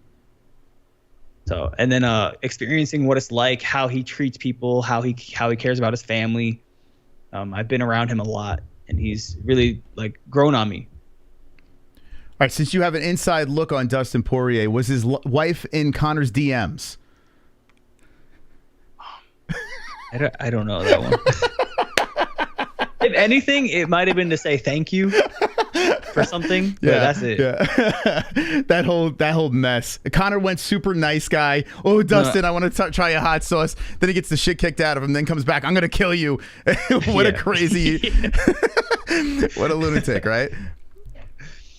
Who is the biggest asshole in the UFC? If you had to name one guy or gal that you're just like, I don't like this person, who would it be? Oh my God. Kutalab, whatever his name is. Ion Kutilaba, I think. Yeah, Yeah. That guy, man. What is wrong with you? That guy. Fuck is wrong with you, man? So, like, have you met him in the gym or something like that? What happened? No. Okay. I met Marvin, and Marvin's up there too, but Kutalabe or whatever. He's worse. Yeah, I'm definitely saying his name wrong too. You know, Sean Strickland was just talking about him, saying that he's actually like a really nice family guy, but it's like this weird thing that happens where he just turns. It's the switch. Yeah, turns like a That's monster. what Marvin is too, because Marvin was nice when I met him in person, and then I see him fight, and he's just an asshole. And then I was supposed to fight someone from the gym when I first got to the UFC. And he's like in my DMs. He's like, "You're a bitch, Mike Bitch Boy Davis." And I was like, "Oh, I just block this guy. Fuck this Marvin. I hate Marvin." Wait, why was he calling? 185? I'll fuck Marvin up. Why was he calling you a bitch? Because I had to pull out of that fight because I could not get to 145. It's impossible. Okay. That 2 weeks, it was impossible. So he's like, Mike Bitch Boy Davis, you can back out of the fights and. Just constant. It was like for 2 days straight. So I was just blocked him. He's still blocked. Do you block a lot of people on Twitter? Do you find anyone who says one thing bad instantly blocked? You can say, Mike, I don't like your hair color. You're blocked. Yeah. Instantly. I mean, when you're at your status right now, you have that ability. You don't need any of these people, right? Oh no, not a single person. Wow. So I feel honored that you followed us. That's very nice of you. Yeah. Why did you follow us? Was it Philly Fresh's tag or something like that? How'd you find us? I don't know if he tagged you. Oh, okay. Oh, no, it was Will Harris, a good friend. You know Will Harris? Yeah, I like Will Harris. Yeah, he's the I met him in we were in Vegas. He came out, went in the fights. He drove me back to my hotel actually after the fight. What a good guy, huh? Will? He's a good guy. He's a really good guy. He's like one of my favorite guys in the business. Like, he's not tainted by it. He's just the coolest dude. Yeah. Yeah. Although I think he might have had sex with Khabib. I think they had some gay sex at work. Can you confirm that or no? No. Will, I'm kidding. I like you, Will. Anyway. All right, listen, Mike. You've said it all here. I can't wait to see what you got coming up on your YouTube channel. No fights in the works right now. You're just chilling, right? No, like I said, I want to fight in March. Even though I can chill till October, I told my fans that I will try to fight 4 times this year. We're going to start with March. We're going to do March, July, October, and December. There you go. Wow, that's a busy schedule right there. And the girlfriend's all excited. Are you guys gonna have like crazy sex after this? Like, what's gonna happen with the girlfriend? All the time. I don't know if I lose one of these fights, probably not. But she's just gonna just give you the cold shoulder roll. Some anger sex. Yeah, nothing better. Yeah. Mike, thank you. If there's any sponsors or anything you want to throw out there, now's the time to do so. Okay, yeah. Let me say thanks to Virotech, of course. So Virotech is the company that gave me my PC, that kind of brought me into being able to do the things I do, the streaming, the gaming. They're like my main sponsor. Big thanks to them. And then we got a thanks to Mingle Apparel. They've been with me since I started MMA, or pro MMA pretty much. Probably like 4 or 5 years now. So I really appreciate them. We got S-Force watches. I'm always wearing their watch. You're going to blur this out. Always wearing their watches. They're a new sponsor, but appreciate them a lot. I'm not supposed to do this, but they talk to me, they respond to me, they have fun with me. We're talking about sponsorships, but gotta show the mic. This is a Beacon mic, equalizer built in. This is why I sound so good. Probably better than your other MMA fighter podcasts. So shout out to them. And then Scuff Gaming. I'm a big gamer. Scuff Gaming made me a custom Beast Boy black and green controller. Paddles on the back. I'm chilling. I'll be killing. It's fun. That's it. That's cool. You know what? I'm a tech nerd. I'm a gear nerd. Tell me about this microphone. Tell me more about this. Is it USB plug-in? Is it? This is a USB-C. Okay. So there's a USB-C plug to the back. That's great. This is what I'm using to talk to you guys, only because I wanted to wear my hat and I can't with my gaming headphones, which are the Sony MX5s. But this microphone, it has a whole entire system to it, an app that you download, and you get to change the equalizer on it, noise cancellation. You got a compressor, a limiter, an expander built in, subwoofer built into this audio port in the back. It's really nice. It's all powered by the USB-C? Yeah, USB-C. Dude, that's insane. All right into my computer. That's great, especially if you're doing some mobile stuff. You just plug it right in and bang, you're good to go. It is a directional mic. I just saw that guy ask. It's directional. It's straight to me. Okay. It'll sound a little different if I talk to the side. I don't know if you can hear it on here, but straight to it sounds really good. Interesting. Well, I'm going to check that mic out. Good stuff. All right. Yeah. Well, Mike, thanks again for coming on. Really appreciate it, and can't wait to see what you got coming up in the future. I appreciate it. All right, ladies and gentlemen. Thank you for having me on. This was fun. I had a good day. Hey, come back. One of the best interviews I've had. Thank you. Hey, listen, anytime you want to come back, let us know, man. I'd love to talk to you again. Let's do it leading up to my next fight. Let me get a contract, and then I'll message you guys and say, here, I'm fighting this so-and-so, and we'll get back on here. Great. Looking forward to it. All right, Mike Beast Boy Davis live on the MMA-Holes. What do you say in the chat? What do you say? Very fun. Very fun. We made another friend. On the MMA-Holes. What do you guys think? We spoke a little bit longer than expected, and I loved every minute of it. Jesse, you could have came in. Why didn't you come in? I was having a friendly conversation. Yeah, fun fact. So by the way, Mike Goldberg is coming on another mic next week. He was supposed to come on tonight, but plans changed. So he's coming on next week. It actually works out better. I was reaching out to a couple of people, kind of scattering around. And Mike, I saw he followed us. So I was like, oh, cool, man. I always wanted to talk to this guy. And slide into the DMs, but bada bing, bada boom, away we go. And I think one of the most fun guests, like just chill guests to have on. What a story. Crazy backstory about his family, Contender series, now in a 3-fight win streak. Like, and he's just like the chillest dude.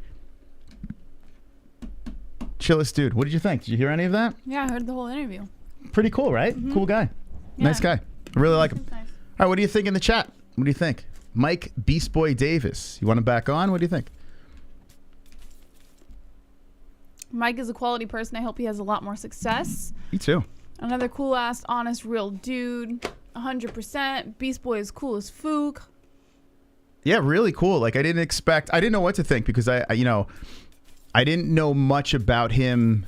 Like I've known like especially his last UFC fight. I was shocked that he won. I'm not gonna like lie. Like I was just like, wow. I thought this other dude with Uriah in his corner, you know, the Contender series, the whole thing. I thought this guy was legit. But Mike came in there as the favorite and just bludgeoned him, like just destroyed him. I was like, okay, this guy, Mike's no joke, man. He beat Mason Jones, Thomas Gifford. If you think about the fights that he lost, Sadiq Yusuf, who was on the show, great guy Sadiq is as well.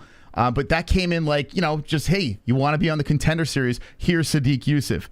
He won 2 fights over here, knockouts at Island Fights, and then they throw him to the Wolves against Gilbert Burns when he was at 155. And Mike was actually saying he doesn't even think Gilbert made weight for that fight. So that's a problem. And then bang, look at you got a bunch of canceled bouts over here, and then you got 3 in a row. I mean, you can't beat that. 3 fights in a row, win streak over here. So I'm really rooting for him. I'm 30 years of age, like cruising into the prime. Like it. So I want to play a little Sean Strickland stuff. Did you hear Sean Strickland talk? I heard you listening to him a little bit earlier. Okay, so the plan was this. I want to play his media scrum. I want to play it for the people. I want to dissect it, and I want to figure out, is Sean Strickland crazy or a genius? This is going to be a new segment here on the MMA-Holes. Ladies and gentlemen, you ready for the segment that is going viral all over the world, crazy or genius? That's coming up after a quick break over here. And now, we don't have to go to break. You want to just read? You want to just talk about our sponsors real quick before we get into it? Before we do. Or you want me to cut it to a break? Before we do. Yeah. I just want to like get this out of the way real quick. Can you put a poll in the chat of, you know what I mean? Poll, yeah. Uh-huh. Okay. And what they think Mystic Baby number 2 is. Oh, okay. We have a surprise for you guys. Gender for Mystic Baby number 2. Because I don't want to like derail the content mid-content. I'd rather do it before we start the content. Okay.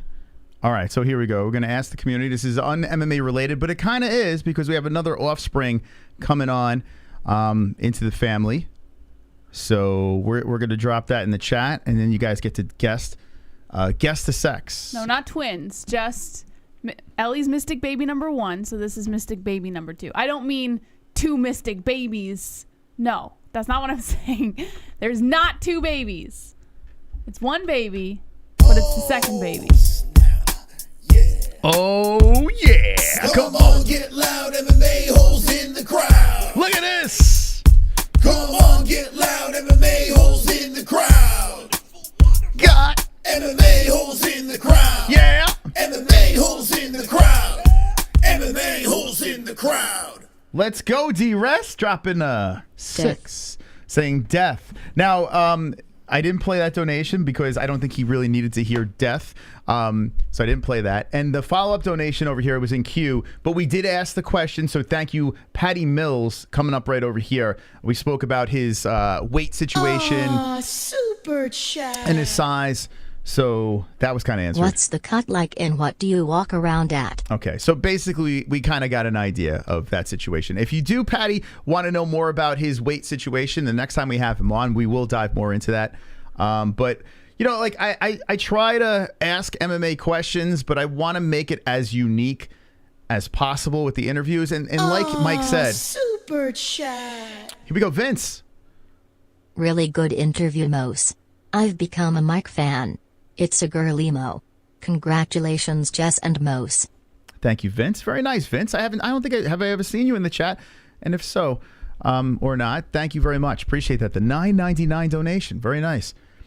But yeah, like I said, like at the beginning of the interview, you know, I like these guys they kind of don't want to talk about this shit. You know, I know it's like their job, right? They're fighting, and you know, they got to talk about the sport, hype up fights. But I do like to get the other side of the fighters as well, the questions that no one else is asking, knowing them as a person. A lot of people are trying to say humanize a fighter and this and that and trying to go this route.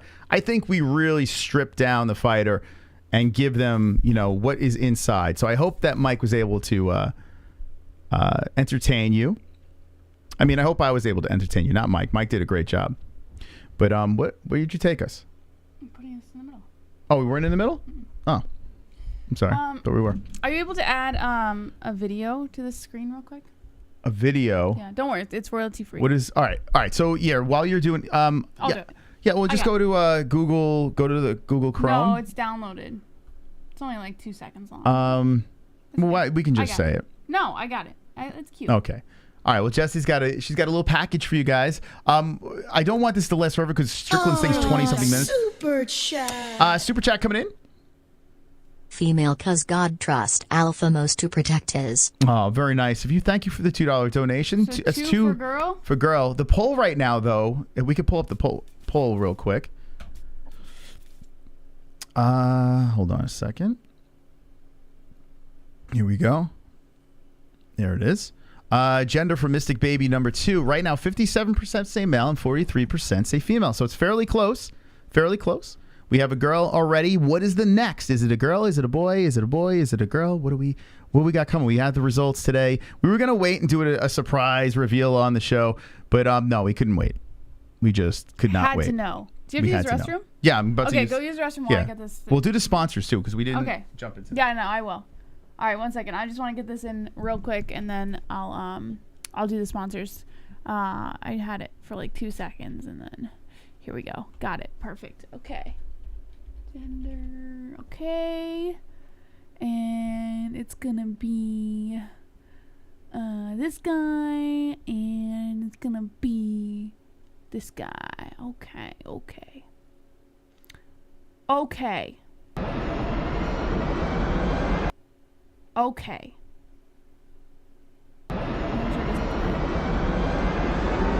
No, it's playing. Okay, we don't want it to play yet. Okay. All right, guys. So CBDX, if you guys want to get high, head over to CBDX.com. It's not CBD, my friends. It does have THC. It will get you high, will put you under the influence. So you must be at least 21 or over to purchase, and you must check your local state laws. Do not operate any heavy machinery. CBDX.com. That's CBDX.com for all of your favorite THC products. Use promo code MMA-Holes. That's MMA-HOLES for 20% off of your entire purchase, as well as a free gift on your first purchase. CBDX.com. Treat your jewels like royalty. Don't waste your money on generic underwear when you can slip into a pair of Sheath. That's right. Head over to sheathunderwear.com. That's SHEATH underwear.com. Use promo code MMA-Holes. That's MMA-HOLES for 20% off of your entire purchase. And while you're wearing sheath underneath, make sure you're wearing Headrush above. Headrush is provider of the highest quality authentic apparel for lifestyle, MMA, and action sports enthusiasts. Head over to Headrush with the link in the description below using promo code MMA-Holes. It's MMA-HOLES at the link in the description below. MyBookie, if you want to bet on all your favorite live sports, including MMA, head over to mybookie.ag. That's right, mybookie.ag. You can receive a 100% match on your first deposit using promo code MMA-Holes. That's promo code MMA-HOLES. And last but not least, if you want to watch all of your favorite live sports, including the UFC, head over to ESPN Plus. But don't just head over to ESPN Plus. Make sure you use our link to ESPN Plus. That's right, ESPN Plus, link in the description and pinned to the live chat on Saturday nights. And when you use our link, you're also helping out the MMA Holes. So get over there, baby. Okay, we're going to get into the Sean Strickland media scrum today. Let me know if you watched it or didn't watch it. We're going to dissect it here on the channel. We're going to find out if Sean is crazy or a genius. Jesse has a poll in the chat. What's the gender of the babes? Right now, 55% say male. Now, 57% say male. 43% say female over here. Now, to the people that are always curious, you told me about Terrifier 2. I still haven't had to. Oh, okay. I remember you, Vince. Okay, there we go. Yeah, I definitely would watch it. It's classic. If you're a crazy bastard like me, you'll like it. So this is the video right here, but I don't know how to get the sound to work. So if you could get the sound to work on it, that would be really appreciated. Oh my gosh. Okay. Let's see. Yeah, this would have been. Well, if I play it on here, it won't let you. I had to download it. It's there, but don't push the eyeball because it'll show. I won't be able to get the sound. So yeah, this is something that I need to figure out beforehand because I won't be able to get the sound. Don't push the eyeball. I understand. Let's see. Oh boy, Jess. Yeah, I have to play it in order to get the sound. Let me see. All right, tell what you were gonna say. I'm sorry. No, you want me to get the sound? I got to play a little bit of it in order to, because I can't get the sound then. Well, I could pause it. I could play it and pause. You want me to do that and then get the sound? No, I can't. I still can't get it. I don't know. What is this video? I don't even know what the fuck Jesse's trying to show you. Yeah, pause it. Okay, let's see if I get the sound. Don't play it, Moss. Don't play it. Okay, hold on a second. You're gonna ruin the whole thing. I think that's it, right? Okay. I think. Well, we'll find out. Just All play right. and then pause. You'll know right away. So, why is the 3 so high? Well, that didn't really match up, but everything else is fine. Okay. So, in case anyone was wondering, you know, does Jesse like us or not? You know, a lot of people don't think Jesse likes you guys, but I can confirm Jesse does like you guys. Where's this coming from? No, let me explain. Because she was really excited to tell you. Like, I think she's more excited to tell you guys than the family. That's like, not true. It's kind of wild. Like, she was like, I can't wait. Like, she was itching to tell the people if we're having a boy or a girl, right? And me personally, I probably wasn't going to tell you. So I was just like, yeah, whatever. Like, I was just going to go. You know, I was just going to keep on doing the show, not say anything. And then when the belly comes out, you know, maybe address it then. Yeah. But wasn't even thinking about it. But Jesse's like, I got to let the community know. So Jesse has been really wanting to tell you guys whether it's a boy or a girl. I'm going to stop the poll in the chat. Okay, so 55% say male, 45% say female. We're going to end that. Okay, people are still voting over there, but I'm going to end the official vote. All right, Jess, let me know when you're ready to play it. The suspense is killing everybody. Ready. Okay, here we go. I hope the sound works. You'll know right away. So if I say pause, get ready to pause. So you can oh, here it goes. It works. Okay. Okay, ready? Yeah. You guys ready for the suspense? Okay, guys and gals, is it a boy? It's royalty free, so don't freak out. Or is it a girl? Oh, suspense has been paused. Oh, rest in peace, Mikey. It's been paused. Michael Anzalone.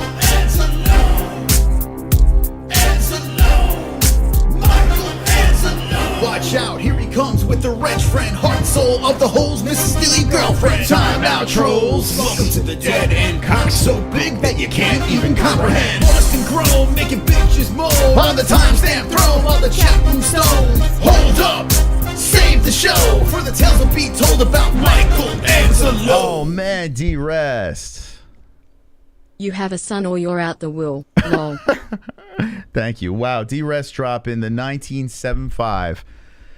Whew, Michael Anzalone, and his expiration date just passed. And we gave him a little shout out on the community center. Thank you so much, D-Rest. That donation immortalizes. He was a big fan of Jimi Hendrix. Throw his emojis in the chat. Always remember Mikey Anz. Okay. Thank you, D-Rest. Wait, Moss. Good Lord. Listen, I can't help it. I can't help it. You ready? I'm ready. Are you ready?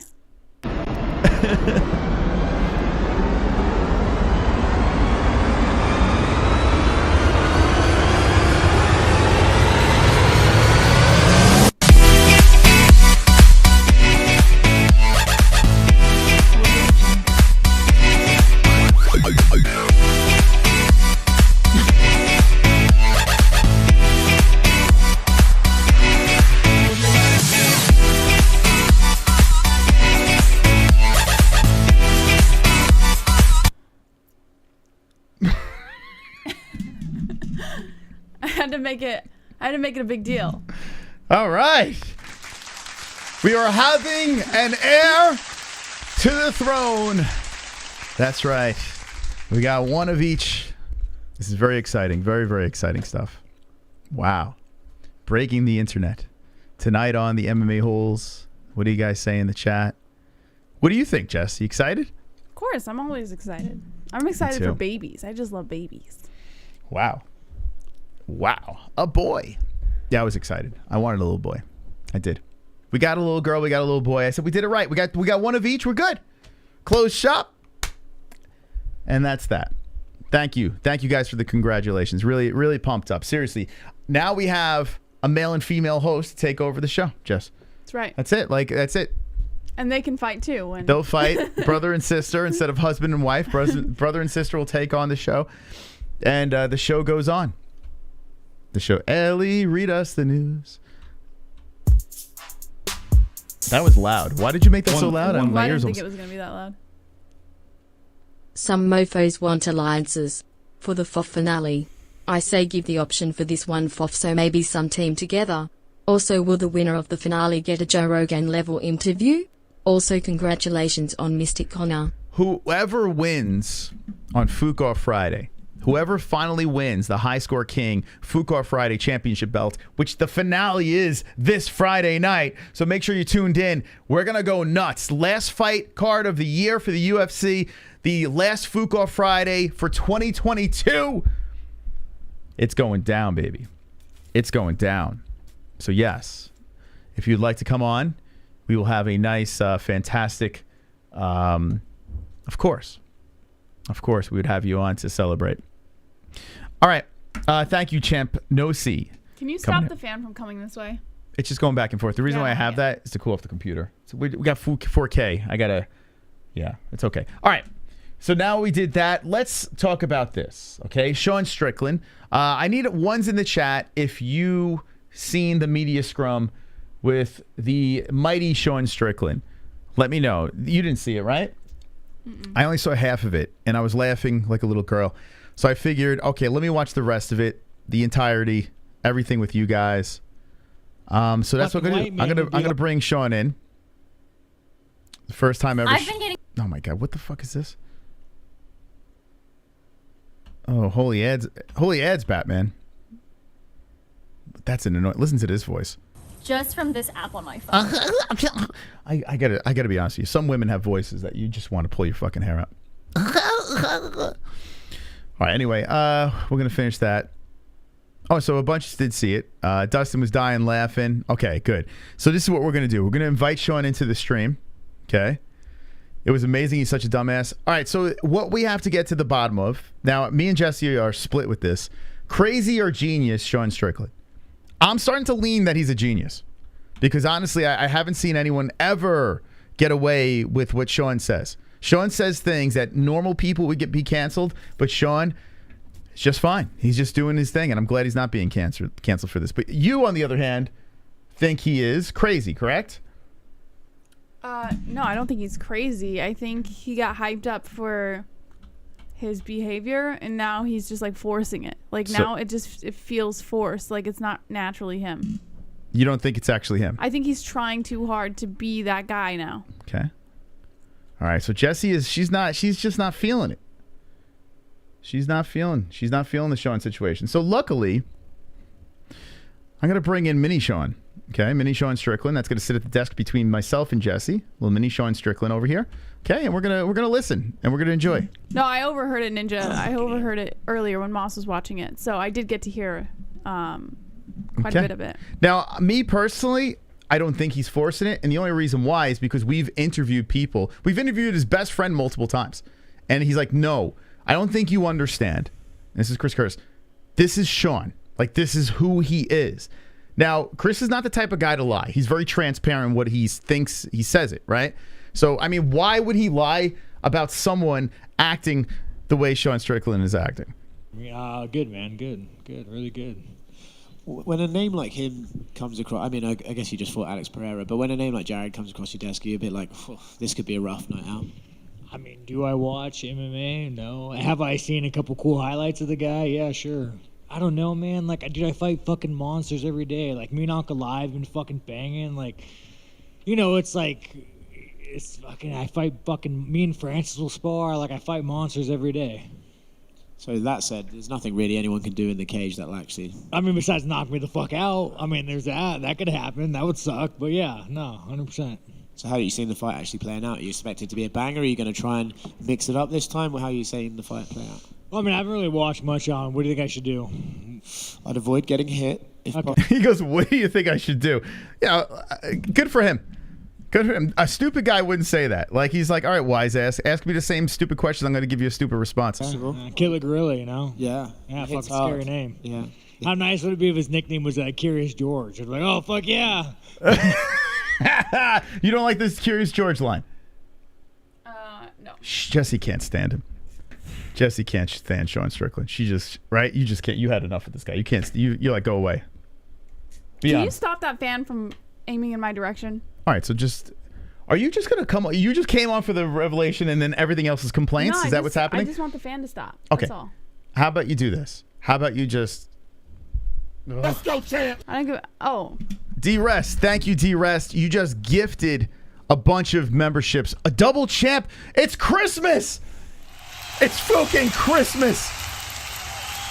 Let's go, champ.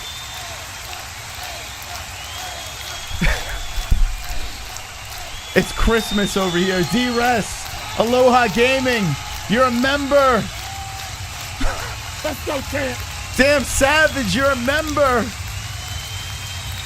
That's kind of ironic because you guys go back and forth. And look at that, the Christmas spirit over there. D-Rest, gifting memberships. Let's go, champ. Guido in a Speedo. Damn, bro. Wow. It's a Christmas miracle. Wow, I didn't. Wow, Johnny Smith. I noticed Johnny Smith doesn't have his membership anymore, so it's very nice of you, Guido, in a Speedo. I mean, D-Rest. Thank you so much, man. Wow, that's crazy. If you guys want to gift memberships, it's the holiday season. 'Tis the season to gift memberships. Let me do this before Jesse throws something at me. Why would I throw something at him? If you lose your membership and you're a black belt, does it reset when you do another membership? I'm not telling you. I am not telling you. I am not telling you. If you decide to lose your membership and you don't want to support the show, I am not telling you. All right, here we go. Let's go. Re-up and find out. All right, here we go. Showing Strickland. Let's get back into him. Curious George? That'd be nice. We got the killer gorilla. Let's fucking go. It sounds like a scary motherfucker, dude. Sounds like I don't want to share a fucking cellmate with that guy. Yes, I agree. I took the wind out myself with that one. Yeah, no, I don't know, man. Maybe fucking, I don't know. Maybe I'll take him down. Maybe I kickbox. Maybe I box. I don't even know these things. You're asking me. You're asking questions of things that I haven't even thought about yet. Have you thought about what a win would do for your place in the division? I double my pay. Do you think, if you win this, like the middleweight division, obviously Alex and Izzy have to rematch. Yeah. But if you win, you're going to, let's say Izzy wins that rematch, right? Either way, you're going to be one of the names who hasn't fought for a title in that division yet. Yeah. So it would make sense that with a win over Jared, you're probably in that conversation, right? And like, again, we all know that I'd have the best fight with Izzy. I mean, he's going to fucking run around me. I'm going to get frustrated. He might outpoint me, but, fucking, it'll be the best fight. What do you think about that? I mean, it's a pretty accurate assessment, right? Is he just going to run around, outpoint him, right? Do you think Izzy would go in there and knock out Sean? I don't know what Izzy would do to Sean, honestly. I think you'd run around. Oh, I think Sean's correct. Chat. Let's go, champ. Let's go, champ. Let's go. Let's go, champ. Is that why you don't like Sean Strickland? Because someone says that clowning Izzy. Is that bother you? Is that one of the reasons? I've never heard him clown Izzy, so. He's just doing it now. Yeah, but I've never heard it before, so that would not be relevant. You were sitting in on that press conference where he was talking about him doing his nails and watching anime. What are you talking about? Oh, I don't remember. Sorry. She just doesn't like him. I'm sure that's one of the reasons. It's not even that I don't like him. I think he's fine. I just think that he's forced. That's all. I never said I didn't like him. So far what you're listening to, do you find anything forced? Yeah, I feel like he just... I think that he got this, like, reputation by MMA fans for being this, like, cringy, like, edgy type of personality, and he probably is, but I think, like, he took that and he kind of ran with it a little too much, and now he's forcing it. I think, like, earlier on, maybe he was real, and now it just feels like he's, like, trying to amp it up too much, I'm not saying he's not edgy. I'm just saying, like, it just feels like it's too much now. This is why we have to get Sean Strickland on the show, because But I never said I didn't like him. I think that you guys are just putting words in my mouth. I never once said I didn't like him. You're not amused by him. I'm not amused by what he thinks is funny. Yeah. See, I'm highly amused. In fact, give me more. Inject more of Sean Strickland into me. I mean, I'm on my, I don't have a lot of followers, though, so maybe the UFC looks at me and says, this guy doesn't have a big name. Put him in the fucking Apex. Let him fight there. I think they look at you and they think, press conferences. Oh, yeah, press conferences. I make the fucking press conferences. Like, look at Patty, the fucking, the Conor McGregor wannabe. Like, you don't want to see that fucking guy with this gay little fucking bowl cut. Yeah, I don't know. It just doesn't strike. You don't want to see that guy with his gay little bowl cut. Little edgy. You probably shouldn't be saying that these days. It's not anything different than what you would say. I would never say Patty's bowl cut is gay. Yes, you would. I wouldn't flat out say it's gay. I would say it's a little... No, you would say it. Something, but I don't know if I would say gay. I don't know. Yes, you would. You would. Maybe. No, you can't relate to that fucking guy, that English little fucking prick. No. Okay. He's not a prick because What are you? Are you English too? Yeah. Are you English? Oh man, how's it feel to live in a surveillance state? When England took your fucking nuts and said you can't own a knife, did it hurt? Does it feel good to be in America and the land of the free? Home of the brave. Yeah. Are you just gonna keep pausing and looking at me? Yeah. What do you think? I want to know. I'm not gonna react every time you look at me. All right. What are you so aggressive for? What's going on? I feel like you're I don't extra find aggressive. him funny, and you keep pausing. No, and but what do you looking think? I want to know you're a co-host. I- So what is your point to the sitting here right now?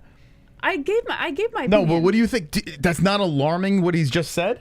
No, I mean he's one of those like gung ho, right to carry kind of guys. Okay. Doesn't. All right. Baby Sean, she's not impressed. She's not impressed by your performance. I think it's fucking crazy. Does it feel good? Is it nice not to have a fucking camera everywhere you go? Isn't England like the most surveyed state? China. But I don't know, man. You guys have fucking camera in every corner. Yeah. But that's why you live in America, though, right? I do. Yeah, because it's way better than England. Sorry. I live here because it's a place for work and opportunity. But why is it the place of work and opportunity? Because it's better than England. Because it's better than. And so just admit it, bro. You could be American for a day. Fuck, man. Okay, so let me ask you. People outside of the U.S., is this insulting? Because you got to admit, if I was outside of the U.S., I might be like, this guy's a fucking prick. But in the U.S., I think it's hilarious. But outside, would you think people would find offense to that? I think it's funny. I think humor is subjective, so some people might and some people might not. What do you think, Chad? What do you think? Outside, my friends outside of the U.S., what do you think? Is he just busting balls? Is it like, come on, shut the fuck up? You don't know what the hell you're talking about? What is it? Talk to me, people. Talk to me. Ninja Choke, where are you from? I think you're from the States. I want answers from people outside of the U.S. Let's see. And say, when you answer, say where you're from, just out of curiosity. California, okay. Well, you might be offended. But then again, Ninja Choke's not that type of guy. Ninja Choke's one of the guys from California that's just not one of them, you know? There are people from California like, stay the fuck away from the chat, but Ninja Choke's not one of them. Republic of Georgian, I love this guy. Canada doesn't count. Same thing as us. You're fine. You're so close. It's all right. All right, here we go. Aussie. I look up to Americans with their stand your ground laws. There you go. All right, good. I like that. I'm from Northern Ireland, and I don't think it's an insult. Good. Okay, good. You know, it makes me feel good now. It makes me feel good. People get a joke, and that is good. Maybe Sean's being a little serious about the joke. You know, maybe in his mind it's not a joke, and he gets to say it because people think he's being silly. But I think like Sean's actually being serious here. But it's hilarious because it's funny. I mean, fuck, dude. All right. I feel like both have pros and cons. What is the worst Christmas gift you ever got? Oh, fuck. A beer bottle thrown at your head? I don't fucking know. I guess it would be something like that. Not funny, Jess. You know, It's just like, what is funny He didn't about have that? anything I to don't say. understand. Like, you get it though, a beer bottle. You know, he pissed someone off on Christmas, and they threw a beer bottle at his head. That's not funny. that doesn't like. Okay. She's not amused. She's not impressed. Now, keep in mind, he's not a comedian. He's a fighter, right? He's definitely not a comedian. Okay. I don't find All him right. funny You wouldn't at go to all. a stand? I would go to a stand-up.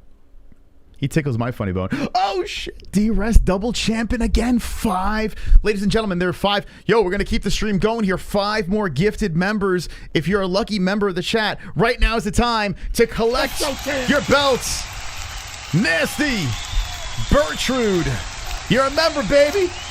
D-Rest. Let's go, champ. Big Fat Paulie.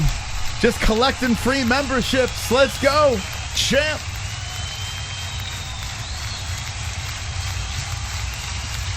Let's go. Let's go, champ. Let's go, champ. Jason Osada. You're a member.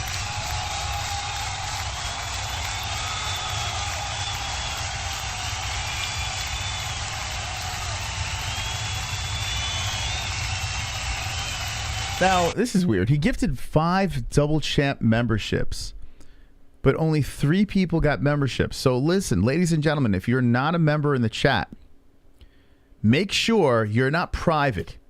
Make sure your channel is not private. Open up the settings so you can collect your free memberships. Okay? That might be the reasoning. But Homar, you want a membership? Make sure you're very active in the chat and make sure your settings are open on your YouTube. Okay? Turn on your gift settings. That's what Damn Savage said. Because I want you guys all to be members here on the channel. Free memberships. Homar wants it. So if anyone wants to gift memberships like D-Rest, you got the option to do so. And you stand out in the chat. Thank you so much, D-Rest. Merry Christmas. Oh, I didn't say Merry Christmas to my friend Mike. My new friend. He's my new BFF, Mike. You know? I get along with that guy. I like that guy. How long before you think he stops doing interviews with us? Like Chris Curtis? How long?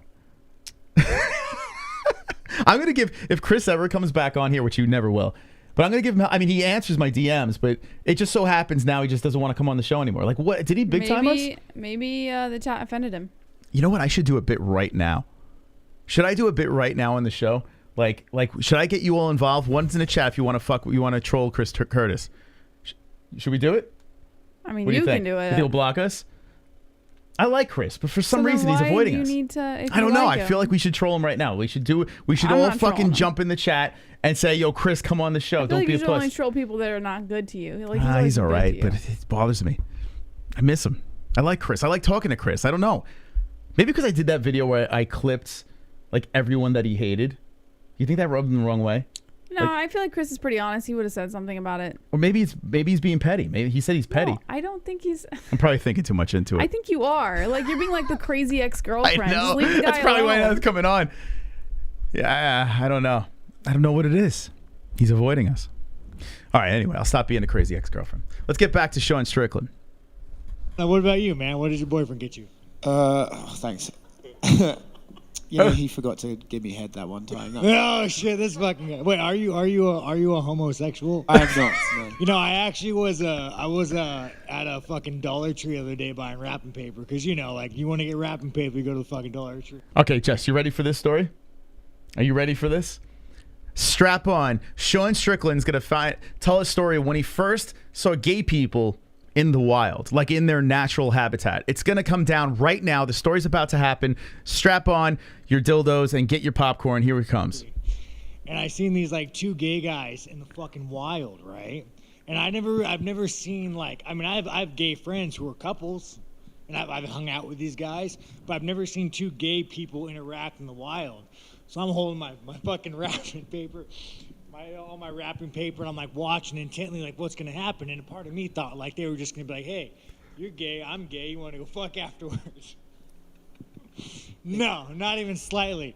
They were actually kind of fucking mean to each other. That guy was kind of a dick to him. Like, I thought I was about to see fucking romance happen. I was excited, and then that guy was like, you know, fuck you. I don't even give a fuck that you're gay. It was kind of weird, man. To be clear, you were disappointed you didn't get to see the guys. No, man, I didn't want to see him fuck, dude, but I thought I was about to see a Hallmark movie take place. It's Christmas, you got 2 gays in one room. Like, I thought I was going to see some romantic shit. Nothing happened. What do you think? It's Sean Strickland's gay. I shouldn't be surprised. Like, I feel like this is the stereotype that mostly men have, is like, if you're gay, you're automatically attracted to other men. Like, every man that passes by. Yeah. Like, I should not be surprised. So I'm with you. This story it fell completely flat for me too. I'm like, where? Like, it's like you never tell a story and then you're like, where am I going with this?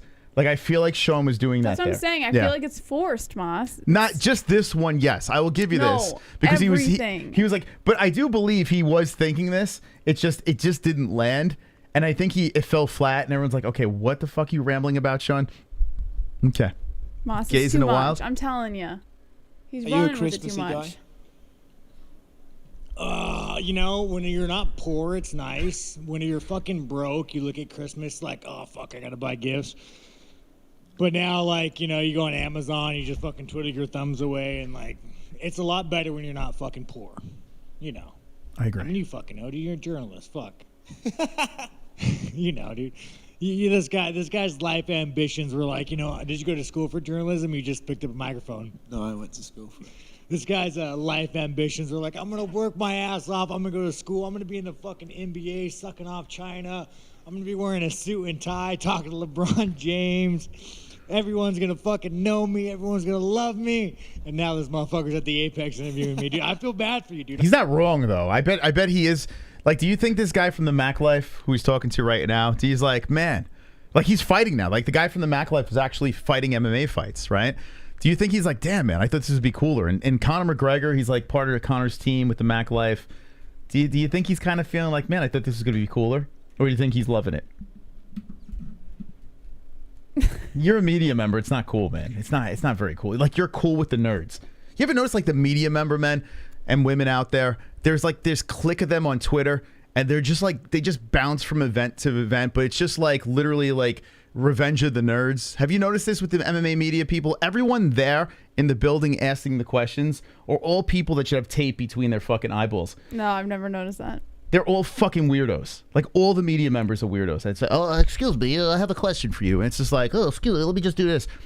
Well, what are they supposed to be? They're all fucking nerds. Like, it's weird. Are they all not supposed to be nerds? I mean, it's media. Media is let's have a mix of different types of personalities. You don't see macho like bodybuilders coming in to be media. Why not? Why not? I mean, you can't make it in the UFC, right? You fall flat. Media? Let's just jump into the media. I love the sport. I get to go to the events. You don't see that. They're all fucking media weirdos. Requires more work than just going to the events. What is that about? Why are media members like that? They're like, oh, yes. It's strange, man. And listen, credit to them. They travel. They have no life, right? They can't be with their families because every weekend, like, they're traveling, going to the next event. It's got to be the coolest job in the world. But if you have a family at home, like John Morgan misses a ton of shit because he's there. Does John Morgan have a wife and kids? He does, yeah. He hides them under his third chin. Wonderful. The truth. Inappropriate. I'm fucking sorry, man. It's all right. Fuck, dude. I'm sorry. You ever see Amy Kaplan? She asked a question on here. She's like a beluga whale. She's the one. Does she show up to events? I thought she just does like online shit. Amy Kaplan is actually not bad when she's doing media stuff. She's Did you okay. Just call her a beluga whale? I never said that. I don't know, where'd you get that from? I never said that. Yes, you did. What are you talking about? You are I never said that. insensitive. I never said that. I don't know what you're saying. You making shit up? I demand a replay. I never said that. I don't know what you're talking about. I have no idea. I can't believe you said that. I never said that. I never said it. I never said it. You should be ashamed of yourself. I never said that, right, Chad? Did I ever say that? I never did. Insensitive. Never said it. Never said it. But she's just a constant victim, and she's always like just whining about something and complaining about what someone said or how she was hurt. Well, complaining about what you said. She doesn't watch this. Thank God. She would never watch this. Never said that. Never said it. Never said it. You guys are liars. No, what the fuck? You know, I'm like Ariel right now. I think you're all liars, and I hate you all. Because Ariel never lies. That was so insensitive. That's not insensitive. Because I never said it. If I said it, it would be insensitive. Anyway, she asked a question over here. He doesn't rip on her because she's just too much. Of course he doesn't. No, he doesn't. But all right, let's let it play. Who would? And no fighter in their right mind is going to rip on Amy Kaplan. Hi, it's the Beluga Whale. Wants to ask a couple of questions here. Sean Bill said this shit in the NBA. I should fucking change spots. Anyways. Hi, Sean. Hello. This is Amy, by the way. How are you? Please be nice to me. I'm always. Please be nice to me. Thank God Sean was nice to her because she would go on a whole tirade on Twitter. Oh my God, I'm so hurt. Maybe if she didn't say that, he wouldn't have been nice to her. And she said that because I think she wanted him to tear into her. Because then she could just run to Twitter and just be like, oh my God, I'm so hurt. No, I think she said that because she's very sensitive and people have ripped on her online constantly, and she's probably not looking for the target. Well, go to Twitter. She actually said that there was a part of her that wanted it. Actually, let's pull it up. She said she wanted it? Well, maybe. I might have creeped over there and watched what she was going to complain about again. She wanted him to rip on her? She always wants to be the fucking victim. A man to treat her like shit. Her, because then she could complain about it. It's her. Let's see. That's some narcissistic shit right there. Like I said, as a media member, she's not bad. She's very good on Twitter. She breaks news. She gives a little inside stuff. Not bad. But when it's more of her personal shit, it's like, Jesus Christ, shut the fuck up. Let's see. She said Sean Strickland in that tweet. Sean Strickland's Always Funny Media Day interview coming. Incoming. Okay. No, hold on. So it has to be after that. Someone's responded and she responded to them. I just don't feel like she's tweets so much. So it's probably in the responses to that. No. Oh, you know where it was? I know where it was. Because he ripped on this other fucking guy. All right, anyway, I'll play the other guy. Here, watch. You'll hear in a second. Let Amy talk. I saw you sparring yesterday. I'm just curious if that's typical of you sparring so close to a fight. Yeah, I mean, you know, I like to spar. It like takes the nerves off. It feels good to hit people. I think I just like to hit people. You know, it's even way better when it's not for money, because then when you're sparring, it's just like, hey, this is just a good time. See, he's tuning it down for her. He's being respectful. Give him a credit for that, you know? Well, I mean, don't tear into her because she's just going to light you on fire on Twitter. So you might as well just be nice to her. Let this one go and then rip on all the dudes. You can't hit the easy, you can't fucking shoot fish in the barrel, you know? You can't fucking shoot beluga whales in the barrel. Win or lose, it's just a good time. But when you're fighting people for money, and it's like, oh, fuck, if I lose, half my check. I'm not going to get to talk to you guys afterwards. I'm going to go home and sad and masturbate with my tears. I'm curious what you thought of Izzy getting arrested for having brass knuckles. I mean, he's fucking, you know, he's another fucking foreigner. If he was a real man, it would have been a gun. You know? I mean, you fucking know English, man. You guys, you probably can't even own knives in his fucking country. Fuck, man. I don't know, dude. Maybe, I mean, he just get knocked out. There was some CTE acting up. I mean, the fact that brass knuckles are illegal in most states is fucking akin to English being pussies. Like, it's like, I don't understand. I could put a fucking gun on my hip right now and that's fine, but I can't carry a fucking brass knuckle. America, you disappoint me in a lot of aspects, America, but whatever. I really get hit with brass knuckles and shot, you know? Fucking carry the brass knuckles, dude. Fuck. It's kind of all over the place. Where else would you want to live besides America? Which country do you think is the most free? Oh, the most fucking free. That's a hard one. You know, man, I don't want to go too deep in the fucking weeds here. I love America. I'm an American, red, white, and blue, you know, fucking freedom, Patriot Act, all that. But, you know, like, something happened with America where, like, we went from, like, smoking cigarettes, riding horses, and, like, working on cars to a bunch of fucking pussies. Now, he's going to go into this rant here, because I did hear this part over here. And he's going to basically say, we should get back to racism. In a nutshell, like, he kind of painted himself in this corner where it's like, we should be still stringing up black people. Like, that's like, listen, and that's what I got. I was like, bro, Sean, I mean, I don't know what's going on here, but all right, here we go. I don't know if it was fucking 9/11 or what happened, but all of a sudden, dude, America was like, you know what? We don't like guns. We don't like freedom. We want our phones to be listened to. We like taxes. Like, I mean, it's kind of hard. Like, America's not necessarily America, you know? Like, if you really think about what it was, like these founding fathers, could you picture our fucking founding fathers if you could bring them back right now? And you were like, hey, man, like, look at this cool fucking phone, and you show them all the cool shit you could do, and be like, whatever you do, though, just understand that it's being fucking watched and listened to. These old racist fucking white men would be like, grab your fucking musket, let's go kill some people, you know? Wait, what? No, that's not what he was saying. But it doesn't matter. He's like, we need to go back to those days. Those are real men. No, that's not what he's saying. These racists. That's not what he said. No. That's what he said. You completely misinterpreted that. Okay. I know what he's trying to say. I know what he's trying to say. I get what he's trying to say. Yeah, but I some think you jerk went, off, like, way out I of- understand. But some jerk off could literally take that and fucking go on You TikTok. took that I'm just saying. and turned it into something it wasn't. I'm just saying he wants to go back to those days where we were stringing up black guys and we were fucking, I don't know. That's we were not what he was putting them in the saying. fucking crops. Oh my That's what he God. was saying. Good That's what he Lord. was saying. Oh, so I don't know, man. America just is really dropping the ball lately. It's more akin to communist China. And you have this fucking, you know, fuck, I don't even go into it. I don't even go into it. Fucking. We got to let's go start back to the days to get the revolution, muskets. You know? Let's fucking go. That's why we have AR-15s. I prefer the AK. The ammo's cheaper, but sorry, continue. I want to talk about Twitter. I know you're not on Twitter, but now that Elon's taken over, he's kind of reinstating some people. Do you have any desire to get back on Twitter? Oh, Elon fucking Musk, that retard. I love that guy. Wait, no, sorry, he's not retarded. He's, what is it, autism? Listen, guys, I probably have fucking autism. Hold on. That retard. And he's like, oh, I'm sorry. That autistic. I don't even think it's autism, isn't it? It's Asperger's, right? Oh my That's what he God, has. dude. Autism. Yeah, retards and autism. Same thing. Was it autism? Oh, dude, the best. Dude, the best. Wait, no, sorry, he's not retarded. He's was it autism? Listen, you guys, I probably have fucking autism. I'm allowed to be. I'm the fellow retard, you guys. I got CTE, man. I get hit in the head for a living. These are my fucking people. These are my people. We're That's one what I'm of the saying. kind. Like, Oh, he just no, I'm says happy he what, like. what Elon's This is what doing. I don't understand. I think it's him. Man. No, it's not. You can tell. Like, and you know why?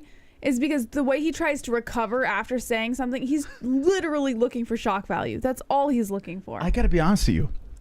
I think he is looking for shock value, but I still think that's him. No, I do Like, think that's him. I do think he does. he has an edgy side of his personality. I believe that.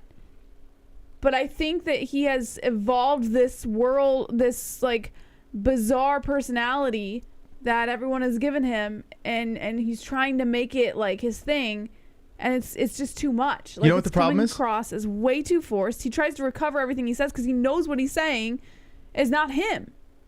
Like, it's just... So this is what's happening. I'll explain it to you. I think this might be the best way to describe Sean Strickland. This is him, but he's socially awkward. No. Right? So when he is on You're just stage... excusing it. No, I'm not excusing. Listen, the things he's saying is crazy, and I love it. Wonderful, wonderful. Hold on, we got a donation coming in here. Kind too. Moss, there was zero racist inference to what he said. That says a lot about your racist mind and what you heard. I hope your baby boy comes out super Mexican, like born with a full mustache and flies out with a gun belt and lawnmower. Congrats to both. You son of a bitch. Listen, I'm just trying to cancel Sean. Can you leave me alone? I'm just trying to paint him as a racist, for God's sakes, so I could be held up on a pedestal, and I could lead that charge and just cancel him because I love canceling human beings. Super chat. Vincent? Sean is playing the anti-woke card on purpose. The constant F word takes away from his message and makes him sound unintelligent, emo. Yeah, so this is why I'm saying Sean's a genius. Okay? I think he's very socially awkward. I think, like Jesse says, there is a sense of him putting, amping it up a little bit because he's got this stage and he feels, okay, let's put on the Sean Strickland show. So there could be a little bit of an amplification, but I do feel in real life, like Chris Curtis said, if you go to the gym, if you're at watching a movie with the guy, I don't even know if this guy's ever seen a movie, but if you're hanging out in normal life, you're still getting this. So, but nobody's negating that. I never said that he wasn't edgy in real life. I said I believe he has that personality. So I'm just saying it's way more force in front of the cameras, in front of media, and all that to the point where it's unwatchable. If he has that edgy personality, then just show us the edgy personality. Don't force it down our throats to where we literally just can't sit here and watch you. Well, here's why I could sit here. I could literally sit here for 4 hours and watch this. I am fascinated because Sean can say things that the normal person can't. And that is genius. That's not Whether true. he's intentionally doing it or not intentionally doing it. That's not true. Who could just go out there and saying say what he things- says? He's just saying things and he's unafraid of being canceled. That's the difference. It's not that he's saying things that other people can't.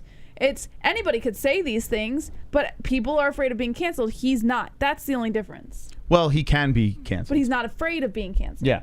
So That's the difference. I know, but here's the thing. I'm not really afraid It's of being not that canceled. like other people can't come out and say they can say whatever the fuck they want. Okay, so I can sit here and say every racist thing out of my mouth right now, but what I'm saying is Can I say what Sean says? Would you can I say what Sean says? I mean, I say some pretty edgy shit. you do, and you get a lot of backlash for Well, it. from you, not from anyone else. Well, I have to live with it. I get it from my co-host. I really don't get it much from the community. Like every once in a while, people will say shit, but it's not to the point. My point is, it's not that other people can't do what he's doing. It's just that he's not afraid of being canceled. Well, maybe he's a genius. He's not that much. Maybe by not being afraid, it's extremely smart. Maybe we shouldn't be afraid to say things. Maybe we should speak our mind more. Maybe that's the story, the moral of the story with Sean Strickland. Man, I would love to interview the guy. I would. Sean Strickland, what are we doing? We need to fucking talk. Like none of this is the schmo with the schmo. None of that shit. Get on here, bro. None of this Brendan Schaub mumbling. None of that. Like a real fucking conversation about nonsense. That's what we need. Come on, Sean. Doing bringing back a little bit of freedom, you know. I mean, even this FTX fucking guy.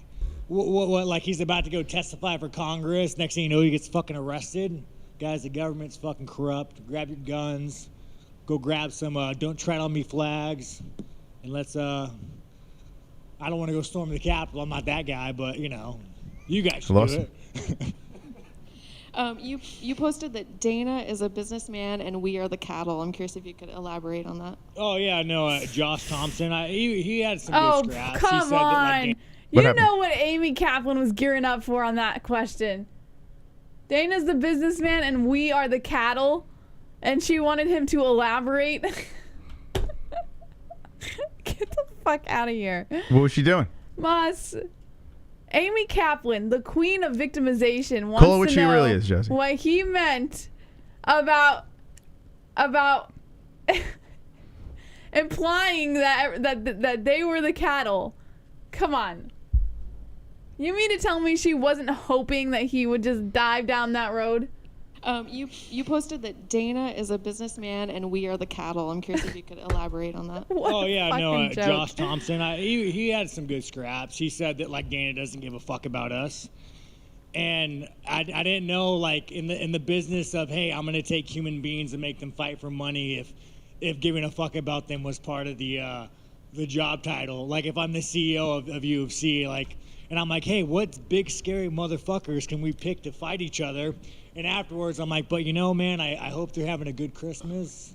I hope life is good for them. No, we're fucking cattle, dude. Like, he's not wrong. He's pretty. I mean, I love his honesty, man. Super chat. That's pretty accurate. MOS, you take that back about Baga. How dare you? I will not take that back about Mushmouth. I will not. I actually, you know what? I have no problem with Brendan Schaub. I don't.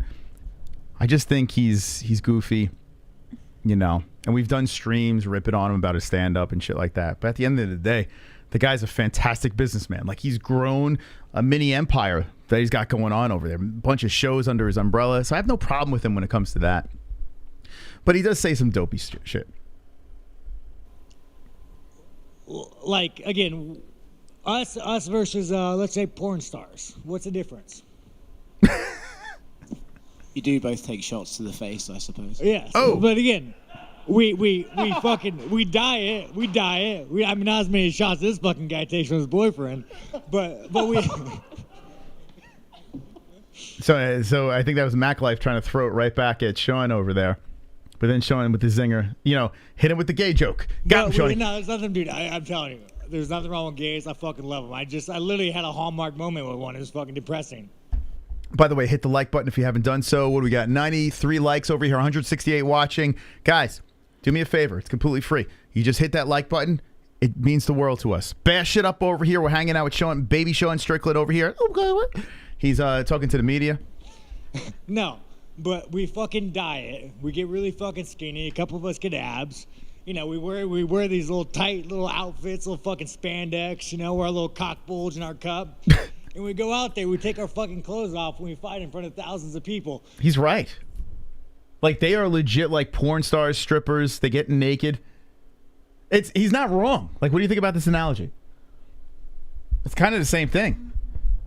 Like, they get paid for having sex, taking off their clothes, having sex. These guys get paid taking off their clothes and fighting. Right? What do you think? Like strippers. Well, these people are like, yeah, fucking like punch him in the face, take him down, like fucking dry hump him, you know, twist his dick. So again, I love my job, but I'm not going to go look in the fucking mirror and think I'm like I'm LeBron James. I'm not. I'm a fucking prostitute, man. I take my fucking clothes off. Dana says, go fight that guy. I'm like, all right, Dana, how much? And he gives me a number, and I'm like, fuck it, let's go, Dana. I'll fight that motherfucker. It's not wrong. Thoughts? He's not wrong. I mean, if he wants to compare himself to prostitutes, then so be it. Very honest. Very, very honest man, this Sean Strickland is. What do you think so far? We're halfway through a little less than halfway through his media scrum over here. We're dissecting. We're trying to figure out, is he crazy or a genius? Let me know in the chat what you think so far. Wonderful, wonderful. I know too. I think we know exactly what Sean meant. If you grew up in the late 80s and early 90s, you can remember the humor back then. IT was brutal and it was hilarious. The Gen Z Niles are a bunch of pussies. Sean knows our county needs a kick in our gay balls.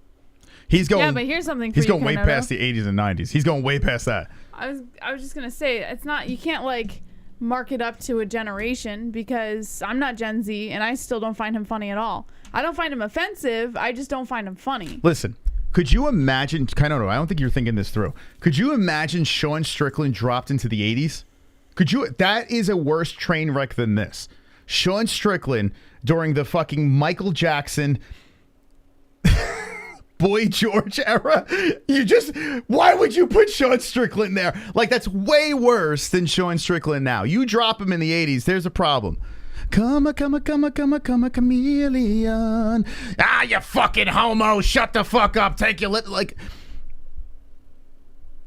So, I just don't have an illusion of I'm not disillusioned of what I am. And my last question, most important question of all. What were you buying that you needed to be wrapped? Oh, man. Who gives a fuck? He's like, Like, what the fuck? Amy Kaplan gives a fuck. You're media, and you have the opportunity to ask Sean Strickland any fucking question in the world, and you ask him what he bought that needed to be wrapped. Well, you know what media members are doing now? They're trying not to ask the typical run-of-the-mill house camp going. Questions she could have asked him. Give me a better one right now. But she had time to think of her questions. That's the difference, Moss. What present did you need to be wrapped? Good. Give me a better question. No, I don't have time to think of my questions. Amy Kaplan's far superior. Yeah. What did I buy? I can't tell you. They're gonna watch and they're fucking know, man. I was on Amazon. I'm dieting. I'm just happy that I wrapped it. Normally I just do the duct tape thing. We just wrap it with a fucking whole roll of duct tape. I'm like, fuck you, man. If you want this, I hope you enjoy it. Cost me $100, but it's gonna take you like 30 minutes. But yeah, no. So yeah, Christmas. Sean. Blah blah blah. Oh, this guy. Oh, the rock and roll. Okay, all right. So this guy over here, this guy is the humanizing fighters guy. You know what I'm talking about here? No. What's this guy's name? Humanizing fighters. What the fuck's his name? Oh, fuck. He pops up a lot. Let me see if I could find him over here. He's always up on the feed. All right, well, I gotta go, so You're gonna miss out. I'm not missing anything. Okay, say your last words to the people. It's gonna get worse here, guys. Props to you guys who are enjoying Sean Strickland. We're having a blast. And I'll see you guys. What day is it? Wednesday. I'll see you guys Friday. Fuka. Oh, this is the. That's it. All comes down to this. Oh my God, Friday's gonna be a big one, so don't miss it, guys. Okay. Boy, oh boy, get ready for this, boys. All right, so Jesse's out, but the Sean Strickland experiment is still going. So I'm going to move Sean over. Sean's going to be my co-host. Actually, I'll just leave it like this. Here, we'll put Sean in Jesse's seat. He'd be a great co-host. Look at. Okay, here we go. Let's move this mic. No, take that out of there. You gotta put him in the chair. No, this way. Hold on, just move the chair. No, the chair doesn't go any further. What? Oh, okay, Sean. There we go. Make you get comfortable, Sean. Okay, Sean's here. It's Mini Sean, though. We're going to make Sean Mini. Hey, baby. How you doing? Don't move the chair. How you doing, Shawnee boy? Okay, we got Mini Sean on the show over here. I don't want to make him too big. Copyright reasons, the whole deal. So this is just a reaction. This is fair use. But actually, it's really Sean here, so no worries about that. So the guy that gets up for the next question over here, it's like the D team of reporters coming in. This guy's name is Alex Behunin. I don't know what his fucking name is. But this guy over here, he's pretty active on Twitter. He's like kind of locked and loaded in MMA Twitter. The guy is a weird dude. He's got like a lisp.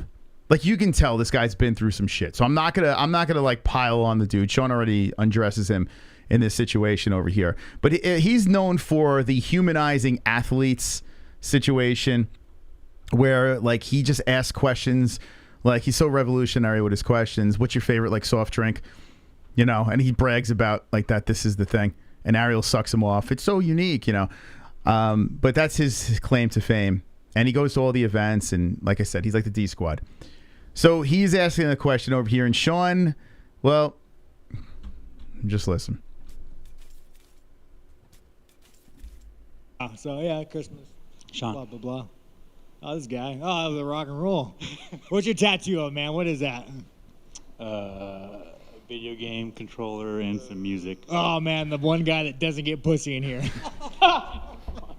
What video? That's who you're married to? By the way, do you hear that guy? Some guy really found that funny. Like, some guy was waiting for someone to rip into this dude. Game controller and some music. Oh man, the one guy that doesn't get pussy in here. Like, was that Pee Wee Herman in the background? Controller and some music. Oh man, the one guy that doesn't get pussy in here. I know you are, but what am I? Pee Wee's in the house. Wonderful, wonderful. What do we got, Kainoto? Very happy for the both of you. Thank You you. have a beautiful little girl, and now God has given you a boy that can chase all the boys away. That is the way of nature. Must just make sure to teach him the ways. Let me know if you want a Married with Children box set. Hey, thank you, Kainoto. Appreciate that. Thank you very much for the nice words. Yes, we are having a boy. If you're just jumping in, we are having a little boy. So we have a little girl, a little boy. It's going to be a nice, beautiful family. Thank you. Very, very lucky and fortunate. Very happy about this. And happy about having this family listen to this nonsense that's going on over here. And some music. Oh man, the one guy that doesn't get pussy in here. What video? That's who you're married to? Oh, you're married. Oh man, does she play video games too? Oh, he's talking about Amy Kaplan being married to, oh my God, maybe they're banging. Who knows? Not really. What'd you guys meet on, like Elder Scrolls Online, World of Warcraft singles, time to mingle? I'll bring the Mountain Dew, you bring the chips. Basically. Oh, that's cool. What'd your girl do? She work? Did you meet her at World of Warcraft? He's just loving this, just turning it right back on the media. You know, this guy is just, I mean, it's literally like there's such easy targets, these guys. There's so much material you can come up with. So credit to Sean for slinging it back in their direction. I feel like more fighters should do this. Because honestly, let's be serious. How many fucking times can you hear about their weight cut, their game plan, where mentally they are in the fight? We heard it all already. Might as well. Please, What I'm the? begging you, don't ever buy another UFC pay-per-view again. $50. I don't want your money. Pussies, pussies. I don't want your money. Pussies, pussies, pussies, pussies, pussies, pussies. I don't want your money. Pussies, Money. pussies, Money. pussies, pussies. You're a moron. I don't want your money. Money. Money. Money. Pussy, pussy, Money. pussy, pussy. I don't give a f. I don't give a fuck. Stay young. Wow, D-Rest, thank you. I will try my best to stay young, and it's not easy. It's not easy. Thank you, D-Rest, for the $50 holler. My man. Wonderful, wonderful. Thank you so much. Seriously, D-Rest, you have been outstanding with your support. Really appreciate that. Thank you to everyone. Anyone that threw a donation our way. 2022 has been very nice because of you guys. So thank you. Thank you. By the way, if you guys want to send anything to the holes behind us, we're going to be stacking up the packages. You got limited time. There's a mailbox address down below. It's in our link tree. So if you want to send anything to the MMA Holes on our Christmas stream, which is like right around the corner, if you'd like to send it, we will open it up. Christmas Eve, we'll do a stream on the channel where it just gets very festive. Maybe some eggnog, which I can't stand, but we'll have something. We'll get high and hang out with you guys and gals. So if you want to send something that gets opened up on stream, send it to the address down below. Thank you, Evely, so much for the package over there. And thank you to everyone that send us stuff. If we don't get anything sent, I think I might close the box because we do get stuff. D-Rest sends us a lot of stuff throughout the year. But like I said, if you guys don't want to send us, it's fine. But we'll see. We'll see how it turns out. I don't know if I want to keep on paying for this box if we're not really getting anything. So let me know. If you do want to send something, there's an address down below. What's that?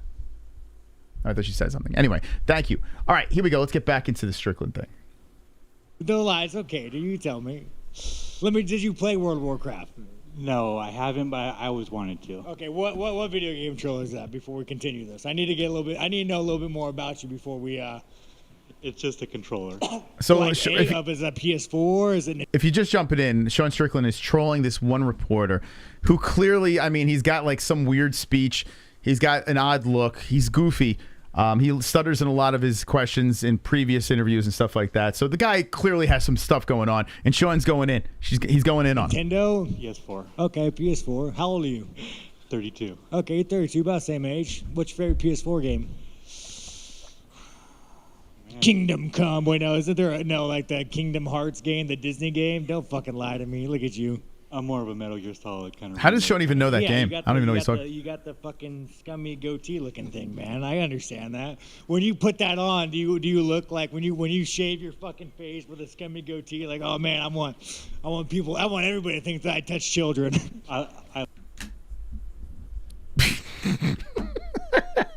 He's just cracking himself up. Hit him with the pedophile joke on top of all the other jokes about him being a fucking loser. You're like, oh man, I want everybody to think that I touch children. I look like Sean Strickland when I shave. All right, good looking fucking guy then, dude. All right, continue. Let's continue this. I'm done fucking with you. How does one get a nasty finger injury like you did? Well, fucking Koopalabra probably doesn't brush his teeth. No, I punched Koopalabra in the mouth. By the way, I call him Cootie-Labra, but there is a name. I'm pretty sure it's not Koopalabra or Koopachabra. I don't know what Sean knows the guy and can't say his name, which makes this exchange even funnier. Piece, and it was all fucking solid. And then I was sparring Johnny Eblem, who is a champion of an organization that's not to be named. And really fucking good. I hit him, and all of a sudden I was like, man, that felt like I even stopped training. I stopped for like 10 seconds. I'm like, dude, that felt very fucking weird. And he called me a pussy, and I'm like, I guess, man, I'm being a pussy. So we kept sparring, and I get done. I'm like, dude, that felt weird. And then with hours, my hand just swelled up like a balloon. I had to get surgery. So that's the story with his finger. If you don't remember, he had a nasty, he had to get surgery on. It was pretty gross. That's why the Cannonier fight fell through the first time. Kodos, you're from Moldova. Is that true? Did you say? I think you said that before too, right? Kodos, that's pretty. What time is it in Moldova? You guys got some savages over there. Wow! Shout out to Moldova. So when you punched Koopalabra's mouthpiece, like, what the hell? How does that cut your finger? Well, Koopalabra is a very angry. Where is he from? Koopalabra. What part of the world is Koopalabra? Moldova. Wherever the fuck Moldova is, dude, I don't even want to go there. After meeting Koopalabra, I'm just like, the Chupacabra. You angry poor motherfuckers. I do not want to know what kind of place that breeds Koopalabra. So, Moldova, don't go. I don't even know where fucking Moldova is, dude. You look like you might be from fucking Moldova. Anyways. So, what does that even mean? Yeah, no, I hit the fucking guy and I don't know, man, just dirty, angry motherfucker. Had a fucking dirty mouth. No, that being said, I love Koopalabra. He's actually a solid fucking guy. True story about Koopalabra. I've always known Koopalabra to be an angry cunt. 7 a.m., Sean, you little pussy. Wow, 7 a.m. you're watching this. Hardcore, man. Thank you for stopping by. And, yeah, no, I mean, if you guys know Koopalabra, he's an angry fucking cunt. And you know what's funny? So he spoke about Koopalabra during this media scrum, and when we had Mike Davis on tonight, he brought him up. I said, who's one guy you can't stand? He said Koopalabra. He actually said, or Koopalabra, however you say his name. He actually said that's one guy. He blocked him on Twitter. So actually kind of funny. So when I heard this earlier in the day, I was like, damn, Mike Davis just brought him up today. It's kind of weird. So I guess he's got a bad rap. And like, he'll always bring in the society, bring his like cute little blonde daughter in, and he's always like taking care of her and like being fucking Mr. Super Dad while he trains. So I mean, yeah, he is a royal fucking cunt, but he is also a solid motherfucker. Okay, so he likes Koopalabra. And finally, one of your other guys that you sparred with a lot, Sadusai. Oh my God, let's go. How nice was it seeing him win a championship? Oh man, it was nice. Fucking, he's probably one of the most improved guy. You know, like he's going doing. What do you think about mini Sean Strickland right now? What do you think? He's kind of adorable sitting over here. Look at. Let's send this to Sean.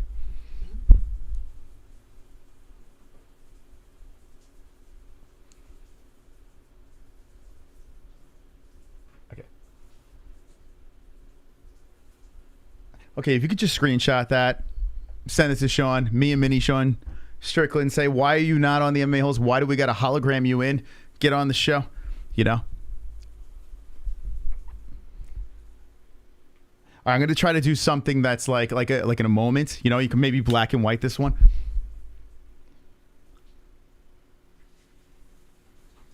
Okay, I got to look down. Okay. There we go. Fun size Sean and Mystic Moss hanging out together. Make sure you screenshot that. Tag us on social media at the MMA Holes. He's not on Twitter, so I guess you gotta have to do it on Instagram. Tag the fuck out of us at the MMA Holes. Give me an emotional moment, and let's get Sean. Operation Get Sean on the show. I don't know how we had one situation. Chris Curtis was fighting for XMMA at the time. Sean was in the background, and I just wanted to focus on the Chris interview. And I dropped the ball. It was one of the few times I regret so much dropping the ball because he's like, yo, Sean's right behind me. And I got to be honest with you, at that time, I knew of Sean. I didn't know he was this much of a psychopath. I had no idea. If I did, I would have dragged him on immediately, but I had no clue he was this much of a wild man. Speaking of wild men, D-Res, come on. Get loud, MMA Holes in the crowd. Come on, get loud, MMA Holes in the crowd. Got MMA Holes in the crowd. MMA Holes in the crowd. Yeah. MMA Holes in the crowd. D-Res dropping the 6. Sexy 6. Is an MMA hole. He is an MMA hole. Thank you, D-Res. Thank you so much, my man. Donations tonight. Loving it. Oh, Vince, we are going to get Sean on this show. We are on a crash course for sure. I mean, we got Mike Goldberg next week. We've had John Jones on the show, for God's sakes. We've had some pretty elite athletes on this show, and I feel like Sean is tailor-made for us. I know he doesn't like to do the interviews other than, you know, the big top interviews out there, you know, like, but let's be honest here. There's no one better than us. So Sean Strickland, get on the show. Freedom of speech. We don't hold you back. Super chat. It will happen. Ultron. Two cool people, dropping funny and cool banter. Wonderful times, too. Wonderful. Thank you so much. How about Ultron dropping the $10 donation? Thank you very much.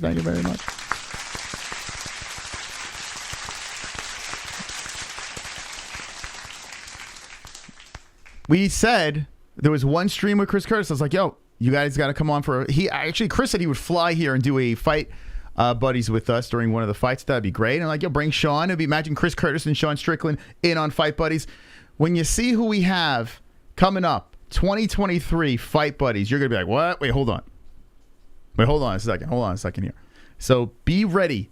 2023, we're going to have some in-house people watching the fights 7-8 hours, just shooting the shit with you guys and gals, watching some fights, having some fun. If Sean Strickland was here, we would get nothing accomplished. It would just be a complete shit show, but I'd be all over it. The tour in Africa, eating with his fucking hands and shit, spreading COVID. But oh, by the way, this is pretty funny. Hold on a second. Fucking, he's probably one of the most improved guy, you know, like he's going doing and it was how one of your other guys that you sparred with a lot, Sadu Sai. So this guy Sai, guy that just won in PFL. Listen to what Sean says about him. Sai, let's go. How nice was it seeing him win a championship? Oh man, it was nice. Fucking, he's probably one of the most improved guy, you know, like he's going doing the tour in Africa, eating with his fucking hands and shit, spreading COVID. But nah, dude, he was just nah. This fucking guy. Oh my god, dude. Oh my god. I'm not blowing smoke up your ass. Tonight's interview was impressive. Hey, thank you, Vince. Appreciate that. It's just a conversation, right? I'm not going to write down the questions. I'm just going to let the conversation go. And credit to Mike Davis. Mike Davis was great. He went with it. There was no time restrictions. He was just like, let's do it. I want to have one guest on Wednesday nights. We've been doing this for Wednesday nights for a while. One guest, open. If you want to stay for 20 minutes, if you want to stay for fucking 20 hours, I'll talk to you if you're interesting enough, you know? But he was interesting, so I enjoyed that. Check out our playlist, MMA Superstars and whatever. With our interviews, our Bruce Buffer stuff was pretty funny. We had him answering silly shit. But yeah, go check out our playlist if you haven't seen our interviews before. Nah, he fucking deserves it. He's the hardest working fucking dude in there. Anytime I need rounds, he's always the first guy raising his hand. Like, you know, I respect Thank you, guys guys. that work hard, and he's probably next to Chris Curtis, who works too hard, who overtrains. He's probably the hardest working guy in the room. We asked Chris if he would fight you, and he said that you would force him to fight him. Like. Well, it depends how much money. Like, again, dude, like, I would fight my mom if they offered me enough money. I mean, it's not money the UFC's willing to pay me, but yeah, I'd fucking fight Kurt. I mean, You know what's funny? Like, Sean Strickland, like, he's like, he doesn't think it's going to be enough money they'll throw on the table, but he will fight him if the price is right. Whereas Curtis is like, yeah, let's go. It's kind of funny. Like, I get this sense that Sean really, like, he is, like, very good friends with Chris, and he wouldn't want to get in there. He wouldn't want to scrap. He wouldn't want to scrap with the guy. So, I mean, Sean's actually, he doesn't seem like a bad dude. He seems like an actual, like, loyal friend. D-Rest is so old. He used to call the Sequoia National Forest that small park with tiny grass growing all over it moss. I think you should watch this interview again when you sit with Goldie. Wait, hold on. I missed that last part. He says, growing old all over it. Moss, I think you should watch this interview again when you sit with Goldie. Wait, watch the Sean Strickland in it. Yo, next week is going to get wild, man. Mike Goldberg's coming on the show. Mike fucking Goldberg. Here we go. Is coming on the show next week, and I'm going to fire away some very weird, uncomfortable questions. We're going to get to the bottom. Did Joe Rogan want him to leave? Was Joe Rogan the reason why Mike Goldberg left the UFC? We're going to ask the questions. We're going to get there. We're going to find out all about him. Such a nice dude, Mike Goldberg. Like, one of the coolest guys I've been going back and forth with. He lives in Arizona, so I'm excited. Very excited to have him on the show. Mike fucking Goldberg.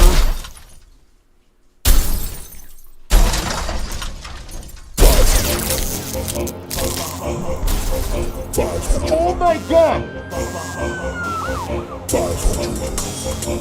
Stop! Stop! $500. Stop! Come on! No way! No way! 500 MMA-Holes, 500 we dropped on the show, 500 bills in the air, 500 shake it derriere. World domination, here we come. Here's 500 reasons why we crush their bums. Greatest community in the world. Smoke that reefer, boys and girls. Sucking that green into my lungs, using bidets to clean my buns. Hanging with fight buddies throughout the night, watching UFC, enjoying some fights. Knockout submissions, decisions, and more. I want to rub MMA into my balls. Whoever dropped the 500 on the show, you're a legend. MMA-Hole.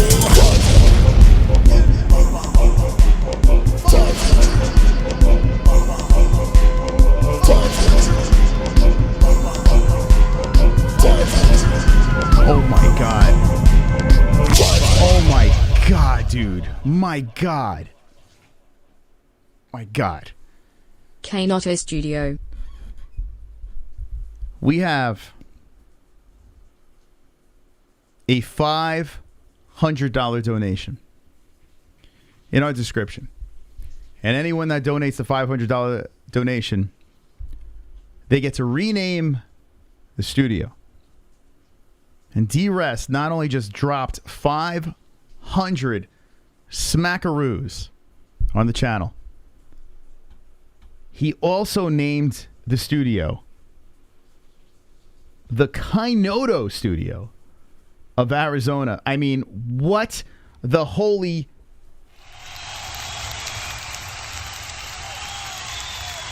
I mean...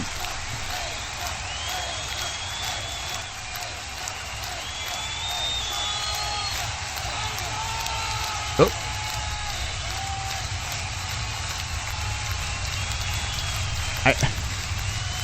Dude.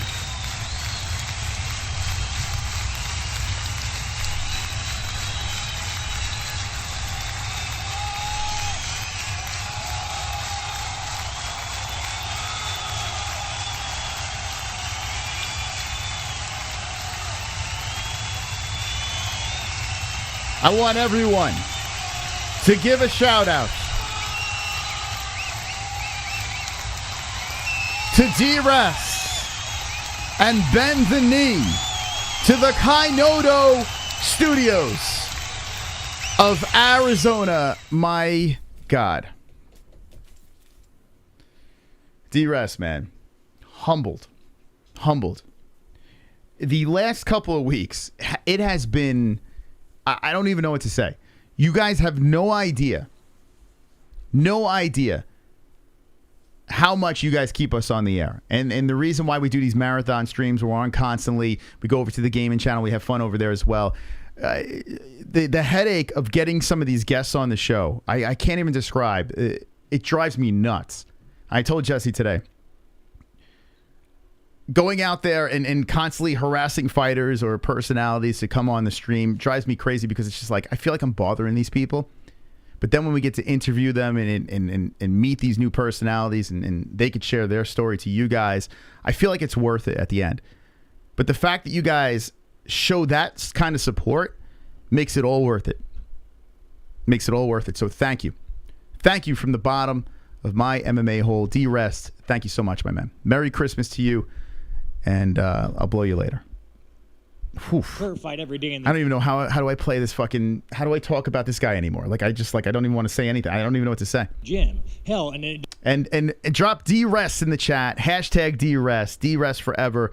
Very supportive. Wow. Great stuff. Depending on the odds, you might call me a Kraus Strickland. No, I'm just fucking with that. That There's one guy that's just laughing his ass off at just banned. It's like Sean brought his own laugh track. Still banned from the UFC. I've never bet. I should start betting. I have insight. You know, I have good insight on some fights. There's some fights where I'm like, oh, this guy's gonna win. This guy's gonna lose. I should bet. So is he still banned from the UFC, Kraus? What did he do? You guys know this shit. He's now he's going in on Kraus and betting. The investigation's still ongoing. They're still trying to. Come on, you have to have some insight, bro. You're fucking journalists. You guys, your jobs are to be parasites. You don't have any fucking insight. Nothing. What about you, man? You got nothing, no insight.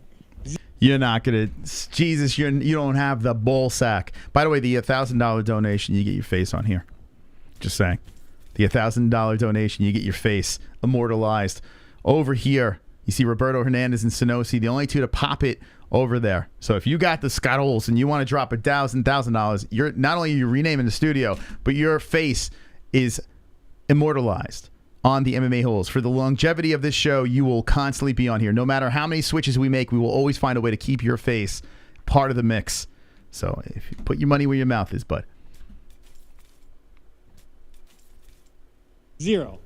Fucking dirty. You fucking just. You all right, your face is not going on there. Hey, bro, it's okay. We're off the record here. Going back to the last fight, you mentioned Chris Curtis. He gave you a lot of props afterwards. Super chat. We got a super duper chat coming in. D-Rest, don't give a food. He doesn't, what a legend. Man. He doesn't. Listen, he might be the most misunderstood MMA hole because there is a lot of gibberish that comes out of him, but there is some talent as well. If you look on Discord, the guy's constantly making music. He's constantly, just showing how much he actually cares about the channel. Maybe he goes off on benders and goes crazy, but at the end of the day, he wants the best for this channel and the community. So, I mean, and dropping $500, I mean, there's no other way to explain. That's just insane, man. It really is. Proud of you of that performance. He gave you a lot of love for the work that you guys did in training camp. It's kind of funny. So Chris Curtis overtrains. He's the kind of guy who'll spar like 12 rounds, and you're just like, what's the point, Kurt? He's like, I got to do it to feel better about myself. I'm like, all right, Kurt, whatever the fuck makes you sleep better. So Kurt was like overtraining and being emo, and Buckley came and sparred. And like Buckley did okay with him. Like I didn't think Buckley fucked him up, but it was like Buckley did okay. So going to that fight, I'm like, man, I've watched these guys spar, and Buckley did okay. So I was a little nervous, and then fucking Kurt goes in there and fucking clowns the guy and just like was laughing at him while he fights. So I was a little nervous, dude, but I'm fucking happy. Kurt. Wow, it sounded like Strickland actually was nervous about the Buckley fight. It's that easy, baby. It's that easy. 1K. Save up, put it in your piggy bank, save up for a rainy day, and drop it on the show. You'll be stuck here forever. If you think about it, it's not a bad deal because we charge our sponsors way more to throw their thing on there for a couple of months. You're literally on forever. Your face will be on there forever. So, I mean, it's actually a pretty good deal. A lot of money, but good deal. Just saying. But how about this? Sean Strickland, who was in the corner of Chris Curtis. Sounded like he was a little nervous going into that fight. Interesting.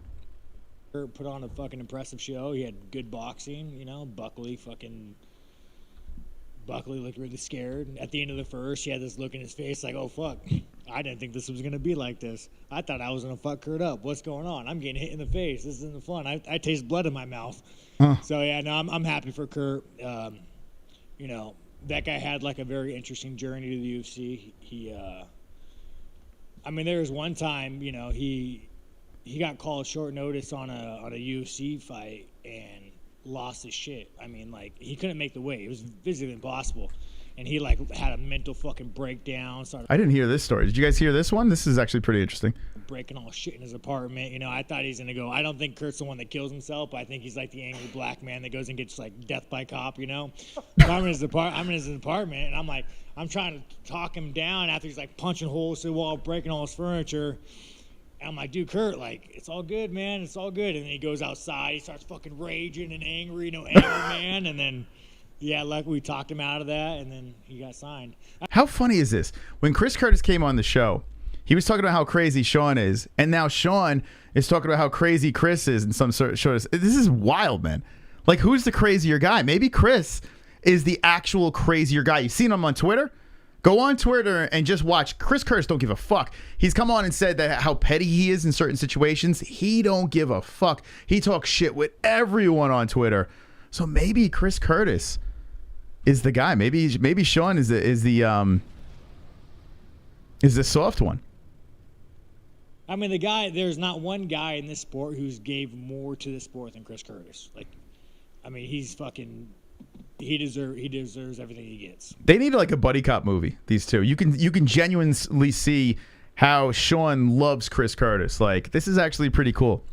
Well, going along with that theme, I mean, a lot of your teammates all give you credit when it comes to like the work that you do in sparring. I know every guy that sits up here and speaks to us wants to be a champ, wants to get lots of wins, but you have the respect of your peers. Is that almost as more appreciative? Are you happy that you have that, knowing that this guy actually talks like Sonosi a little bit? Sonosi, is that you? Did you slip into the press conference?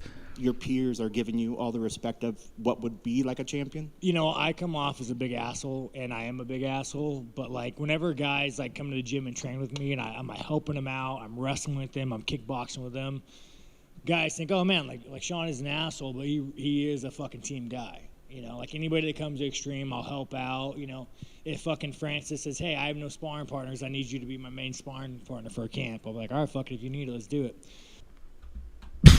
Psycho, man. Fucking psycho, man. Wonderful. We got a donation. Kai Noto coming in with the 2. Happy to hear you say that, Moss. We can be a bunch of obnoxious retards, but I hope you and Jesse know that you guys have become a part of our lives too. Laughter is medicine, and this show makes so many of us a little happier each time we're here, clinking beer mugs. Well, thank you for the nice words, Kainoto. Listen, I wish I could just put it into words, like how much, the community means to me and this channel means to me. Like, I've sacrificed a ton for this channel, right?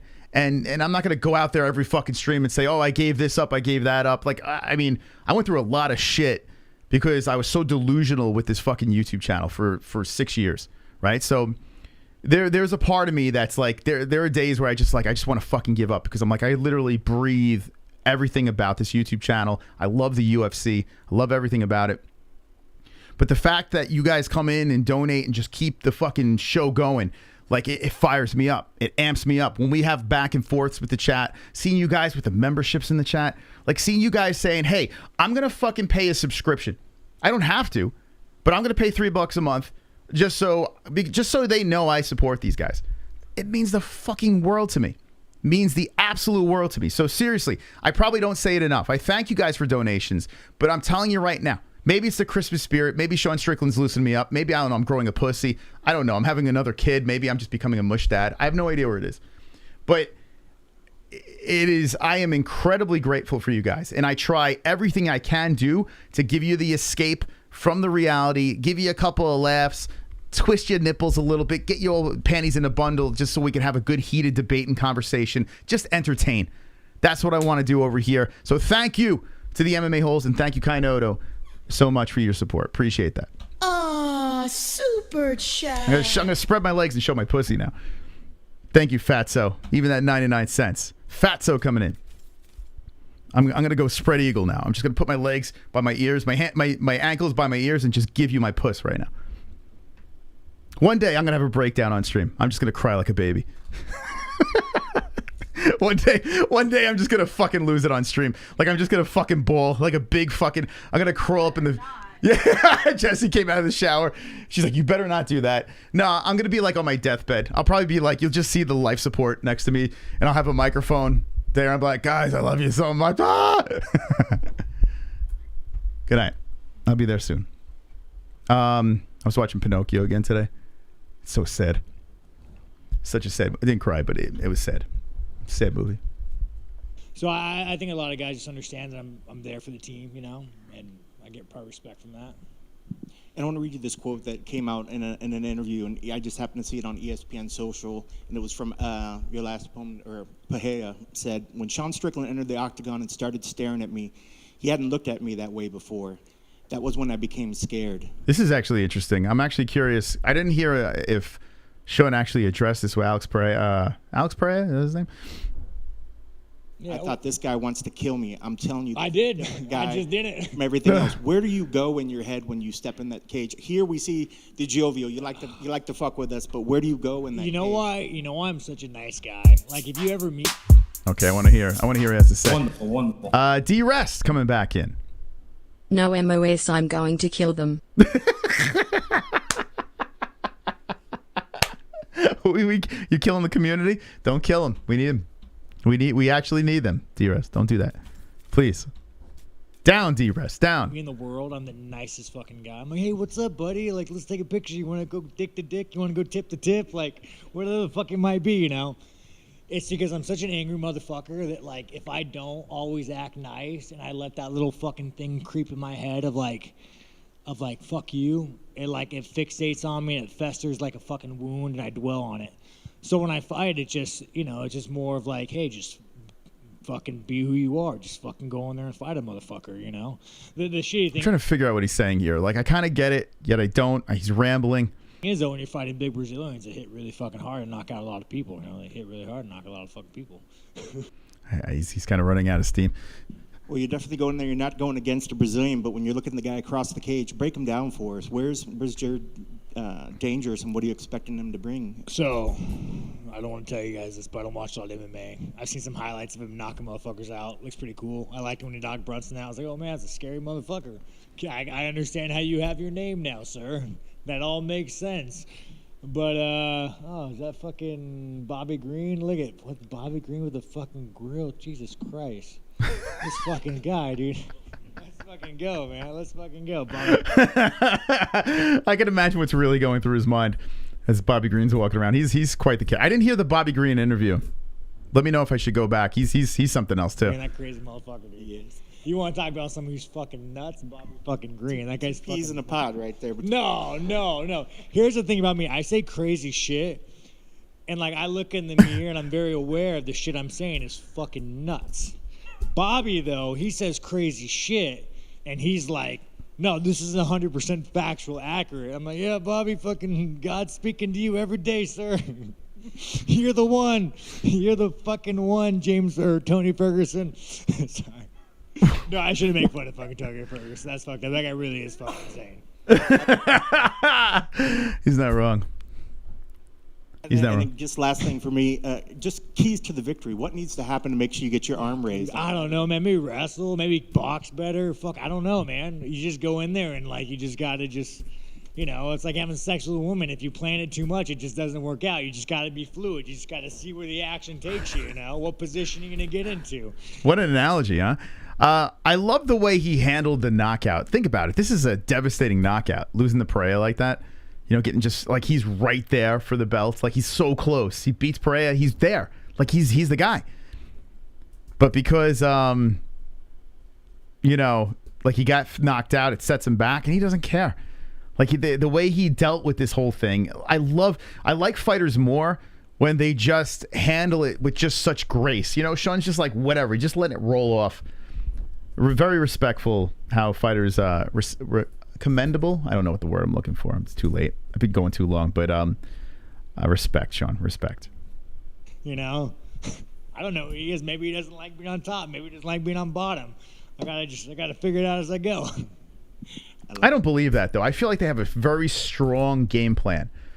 Extreme Couture, like when they're tight, although Sean went off the game plan against Pereira, so maybe they don't. But best of luck on Saturday. Oh, thanks, man. Hey, Sean. Hey, what's up, man? Yeah, I'm good. How you doing? No, I've been looking at your ears this whole time.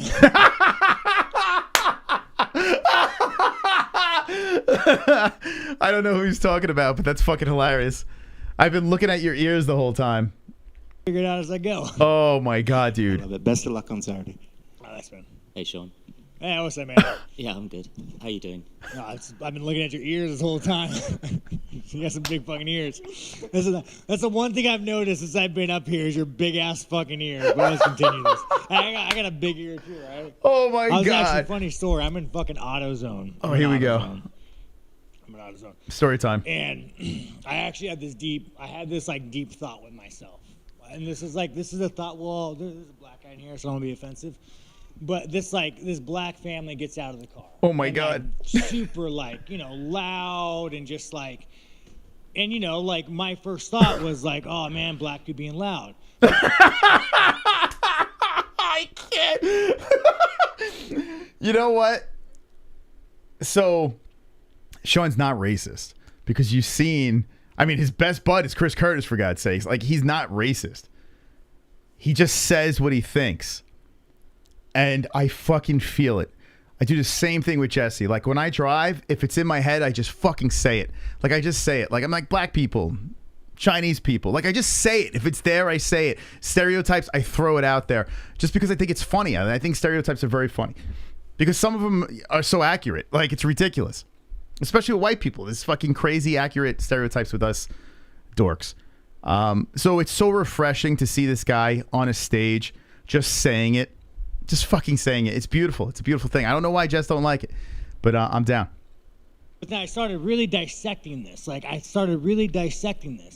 was like, if it was a white trash fucking family. There you go. My first thought would be look at these white trash motherfuckers. What the fuck, man? It's so true. It's so fucking true. So true. You see a bunch of fucking the neighborhood I was in before, it was just white trashville. White trashville. It was crazy, man. And then you would go couple exits away, and when I was in New York, and it was just black. It was just we would go to this shopping center on Erskine Street, and it was just it was a blackout. I would stand out. I would look like dandruff. We would walk around, and I would be there, and I was literally a flake of dandruff there. It was nuts. So it was just funny because I was in white trashville. You go shopping, it's black land. It's just bizarre. And you just see. You see it, you say it. You just see it, you say it. So shout out to Sean. But and then I started thinking it's so weird that human beings, whenever we see something that is very non-normal, we immediately attack him. Big fucking ears. Your fucking PS4 banging, World of Warcraft. It's a very odd thing that humans do. It's a very odd thing. So yeah. Anyways, I guess. Going on to big ears, so I see this guy and I'm like, dude, you're a fucking cunt. You should not have you shouldn't have judged somebody for how they act. They're just having a good fucking time. So I was and then I noticed he has these big fucked up ears. I'm like, oh man, I'm gonna talk to this guy in AutoZone and we're gonna be fucking friends. And I'm like, man, I see the ears. You fight. We should hang out. You should come be friends with me. Oh my god. We should go train. Oh my god, dude. Oh my god. I can only imagine where this is going. His fucking dad says, no, as a boy, he used to twiddle his ears a lot. So he gave him some cauliflower ear as a fucking kid. I'm like, well, goddamn, dude, I'm going to tell you look like a fucking badass. So that didn't have the payoff that I thought. But Sean, what the fuck? How could you play with the kid must be slow or something. How do you play with your ears so much where you give yourself cauliflower ear? That's massive trauma. Steve-O was slamming skateboards against his head and closing doors on his head to get cauliflower ear. And it was taken forever. And I still don't think Steve-O has it. How could you play with your ear that much and get yourself, you have to have mental.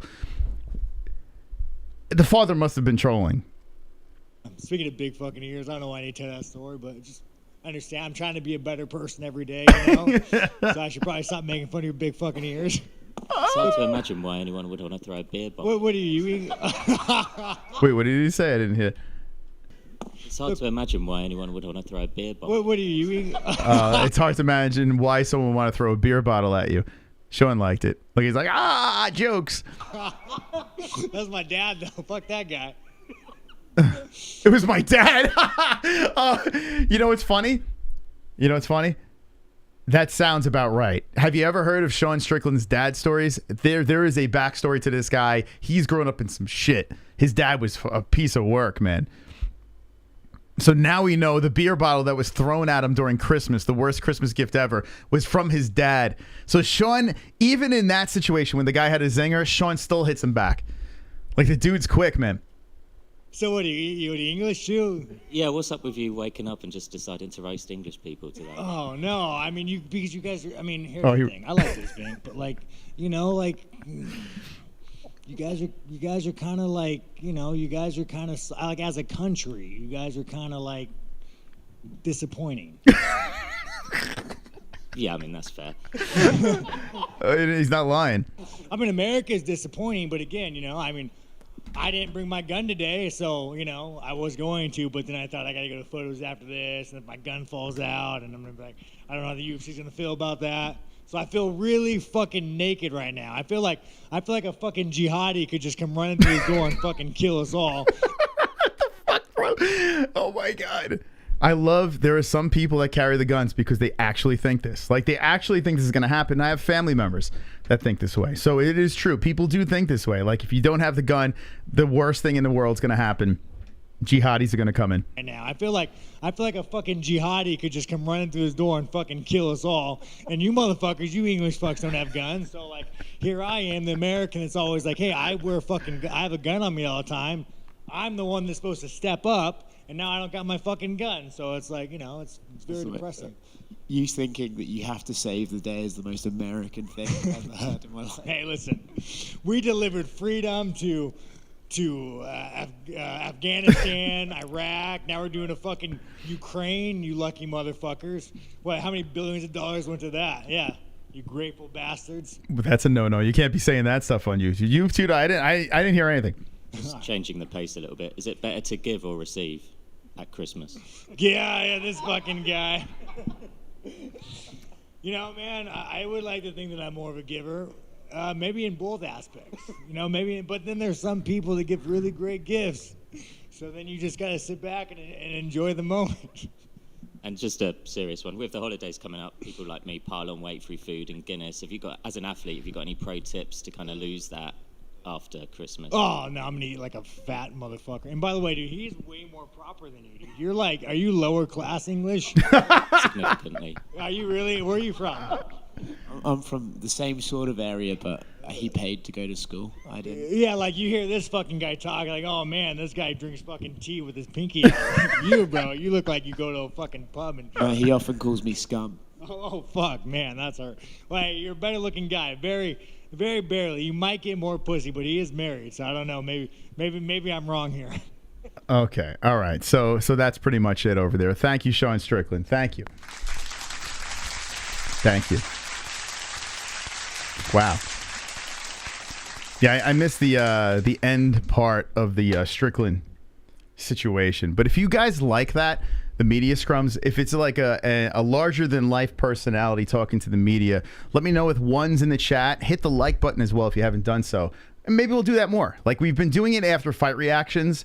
We've been teleporting them into the show and kind of reacting to post-fight outcomes and scenarios. But if you like the media scrum stuff, only big personalities. We can't be doing this shit with like Jared Cannonier.